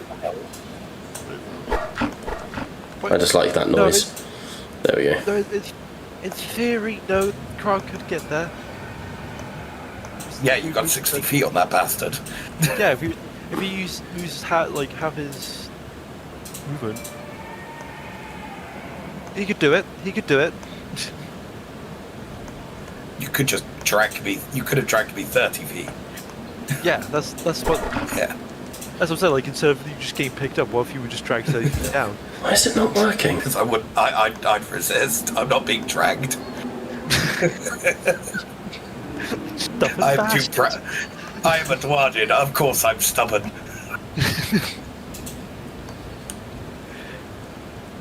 One second, for some reason her fucking bow's not working now. Activities, edit, effect, dexterity to hit bonus 2, MIDI attack fields, attack damage. I did this. 1 D8 bonus at mod type piercing, not poison, piercing. Alright, now do we work for Papa Smurf? And she nat ones. We'll never know, but it is rolling damage at least. God damn it. Over to Dryden. Dryden is going to overtake Krog and run down here. Oh, you throw shade his way. Like, Yeah, just, come on, Dryden. Hurry now. And then he's... Check. Say again? He's in punching range. He's also going to cast Tidal Wave onto the zombies.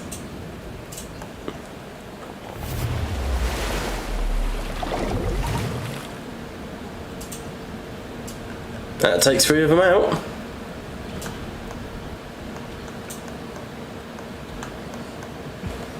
So you see Drinian runs forwards, brings his hands together, and from the ground where there was just a little bit of water, there is a surge that smashes up into the zombies and sends them scattering into pieces.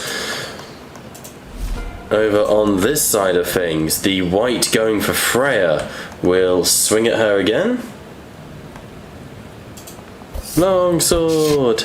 Misses! Oh, nothing is showing on screen, there we go.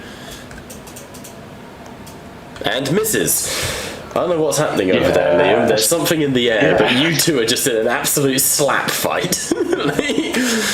The white sort of swings at you with its sword, misses and looks at you and goes, "Rough day, huh?" We're going to fight each other, but it's more that we keep slipping and it ends up being a salsa. Yeah, he dips you fully, rose in the mouth. How is this happening? I don't know. I should be burning you. I don't like this. Die, mortal! Spins you into a full pirouette. Fuck! Puts the gun in the white's mouth, but somehow just like dips in a fucking dance move. How? Why is there so much beauty over to Brandy? I'm not romancing the white. Liam, it's another NPC. It's another NPC to romance, Liam. No, even if we were entertaining that, I'd be more likely to go for the power play and go for the scriptors mortis. Honestly, respect it.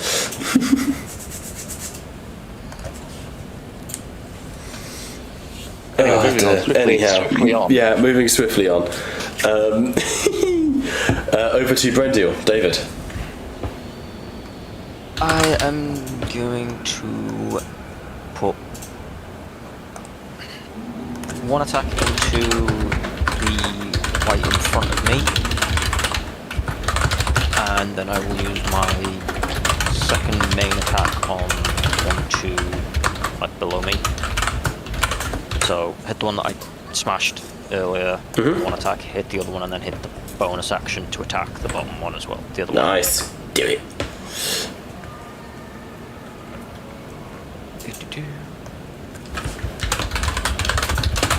one. First one. No, I don't want to grapple. And then that one for the remaining. Yeah. So I guess that one for the remaining two. One and two.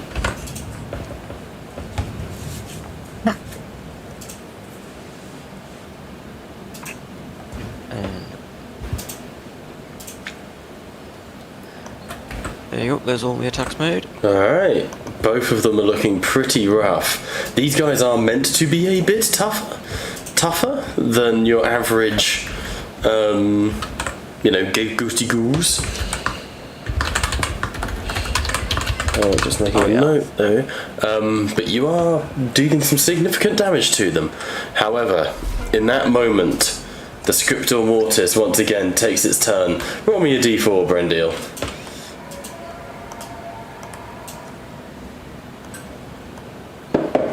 3. It's not the disintegration, it's not paralyzing fear, what was it?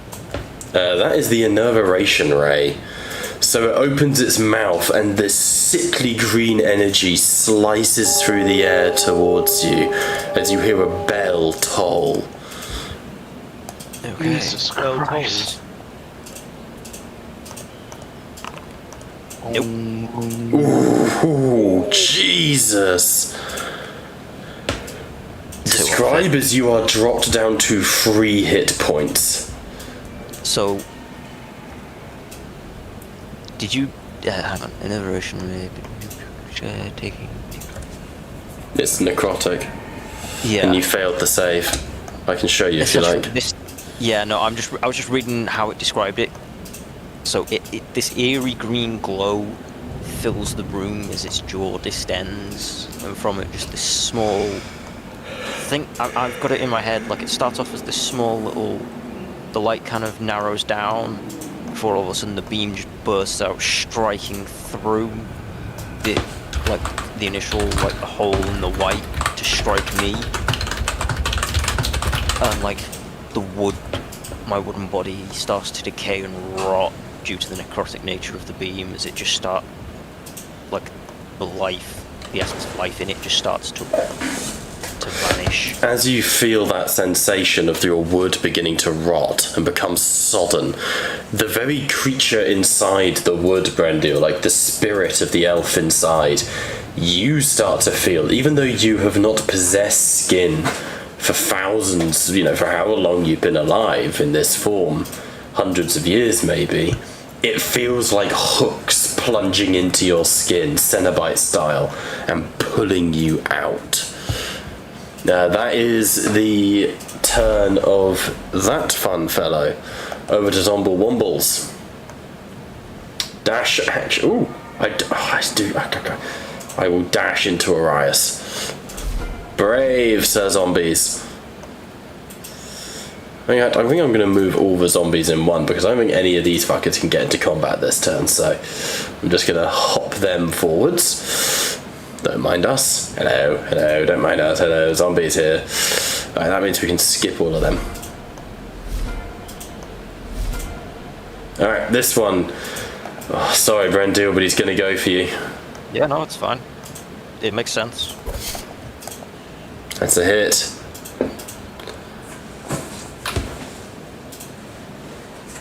Tail reaction, nice.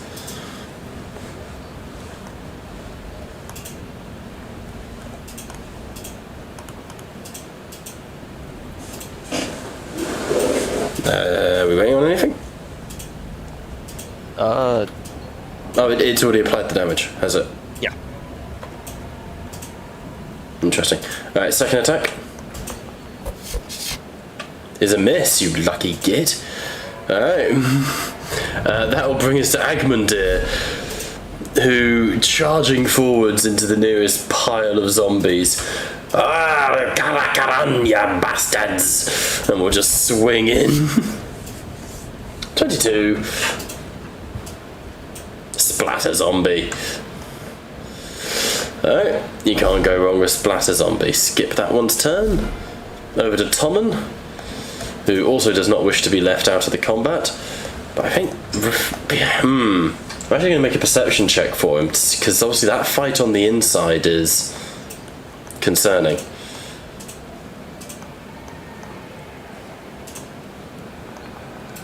Yeah, he's actually going to take a full dash. And he's going to start racing to the outside. He's going to try and get round to help out Brendil and Freya. Which brings us to that zombie. Which brings us to Krog. Wait. 5, 10, 15, 20, 25. Oh. Let's go. Oh, you know what? Bob, how scared is the ground going to be if I booming blade the ground? If it moves, it's taking damage. I mean, out of the kindness of my heart. No. Move it. No. I don't accept the charity. Oh, actually, I've got a way funnier idea. Hang on. So you'd take your move there.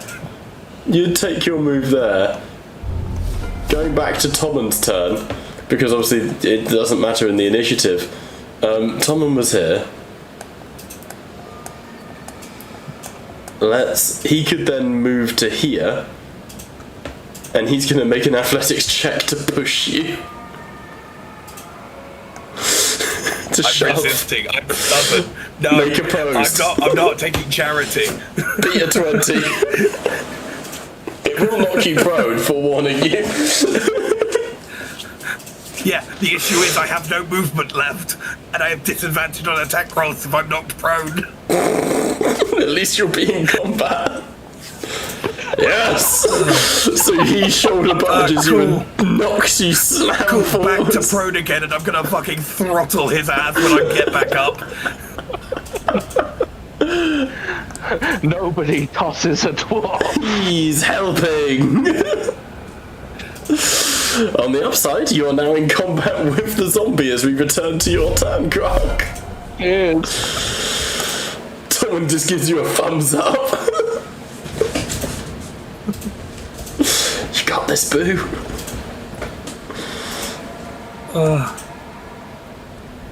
What's that do? Oh, that's cool. Oh, what the fuck?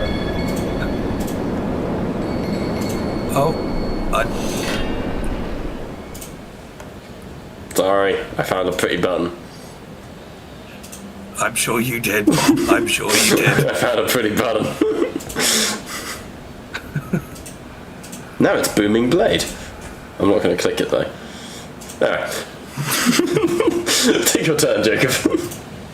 Cool. I'm going to honor what my initial thing was because I am stubborn as a dwarf. I'm not accepting charity here. This man pushed me. This man saw trouble over in here, thinking, "Ah, shit, the world, they're fucking dying," and went, "Maybe I should push the dwarf."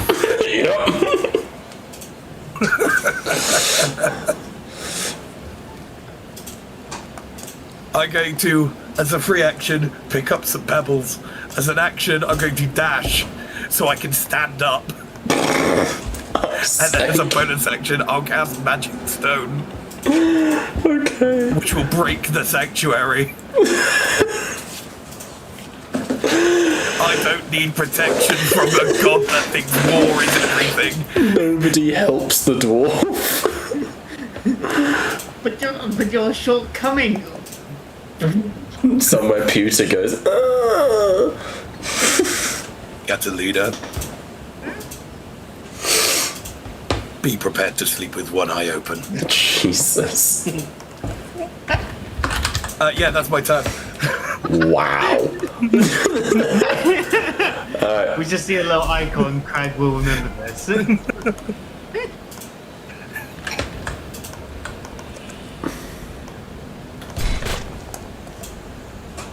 Oh, sweet lord. Alright, Crag took 7, Argumund has taken 7 damage, so he is now officially raging. I'm afraid on you once again, Brendil. Yeah, that's fine. That's you down.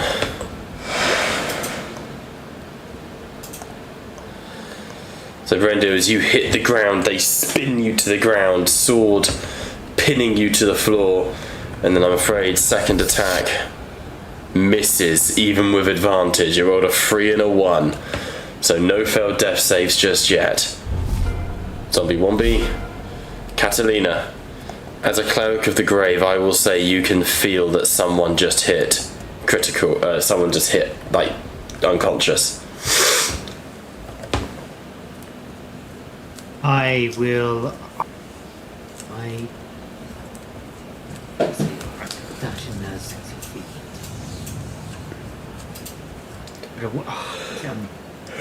When I'm outside of the range to give him, like, spare the dying. Fuck. Also requires line of sight. That too. So. I could get 30 feet over here. And.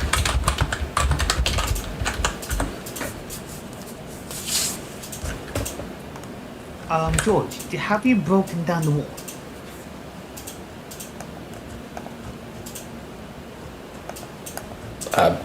George? This man killed a wolf and then ran down here. I was going to say, the wall is definitely still there. Yeah, the wall is still there. My plan was, as such, was I was going to go down here with 30 feet, and then use my channel divinity. Is that a window? No. Yeah. Is it not? I No. it was. No, I was wondering if it was a wall or a window. All of this is walls, there's a Just door nothing. here. So all Then of this there's is an opening. walls. Yeah, that's what he was trying to say. I was going to say, where did the zombies get out then? How'd they get out? I did show you. They So came from down here. there's a door at the bottom here. Okay, yep, gotcha. We physically can't see it. Yeah, Okay. I see. Stormcast. I sense a soul that went down. No. Please forgive me. I'm going to use a gunbow to blow the wall. Huh? So yeah, I'm breaching the wall. I'm opening a big forewarning fucking you, hole. that is probably not going to be enough. Guiding bolt, I mean, how much damage does it do? 46, but I can upcast that. Okay, I will grab a note and I will write down the requirements for a guiding bolt. A guiding bolt.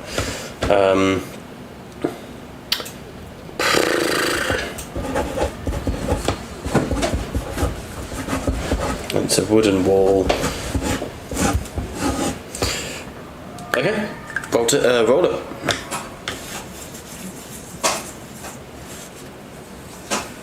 I will show this to the. You shouldn't need to target. it's got involved. Have to talk something. But does it specify something? Like a creature? That's a good point. Yeah, towards a point creature. Technically, a warless creature. Fuck, it's not, is it? No. No. So yes, no, you can't cast Guiding Bolt on a wall, I'm afraid. Shit. Fuck. Fuck it. I should do a dash. 30 feet. Okay. See if I can just get in there quicker. Okay, just pause there for me.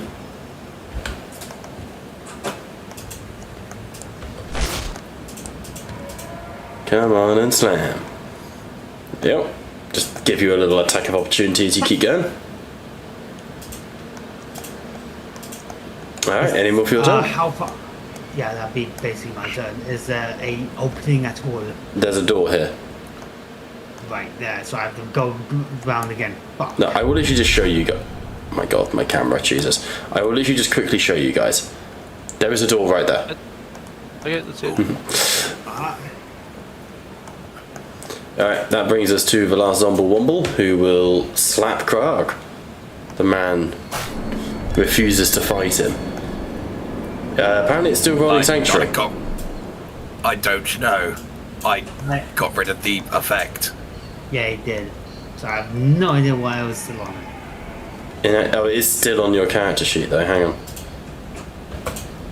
Delete effect. I've done it. I've done You it. need it! It still missed. No, I don't. It still missed. Top of the round, we return back to Freya. However, as you are rushing in to try and help out Brendil, Freya, you are getting more and more backed into a corner as this Scriptor Mortis is advancing. I think that is a good point for us to pick up next week. Sound good? Yeah. Soundeth goodeth. Alright. In that case, we have been Tattletales RPG, where the table may indeed be virtual, but you are most certainly welcome at it. Bye for now.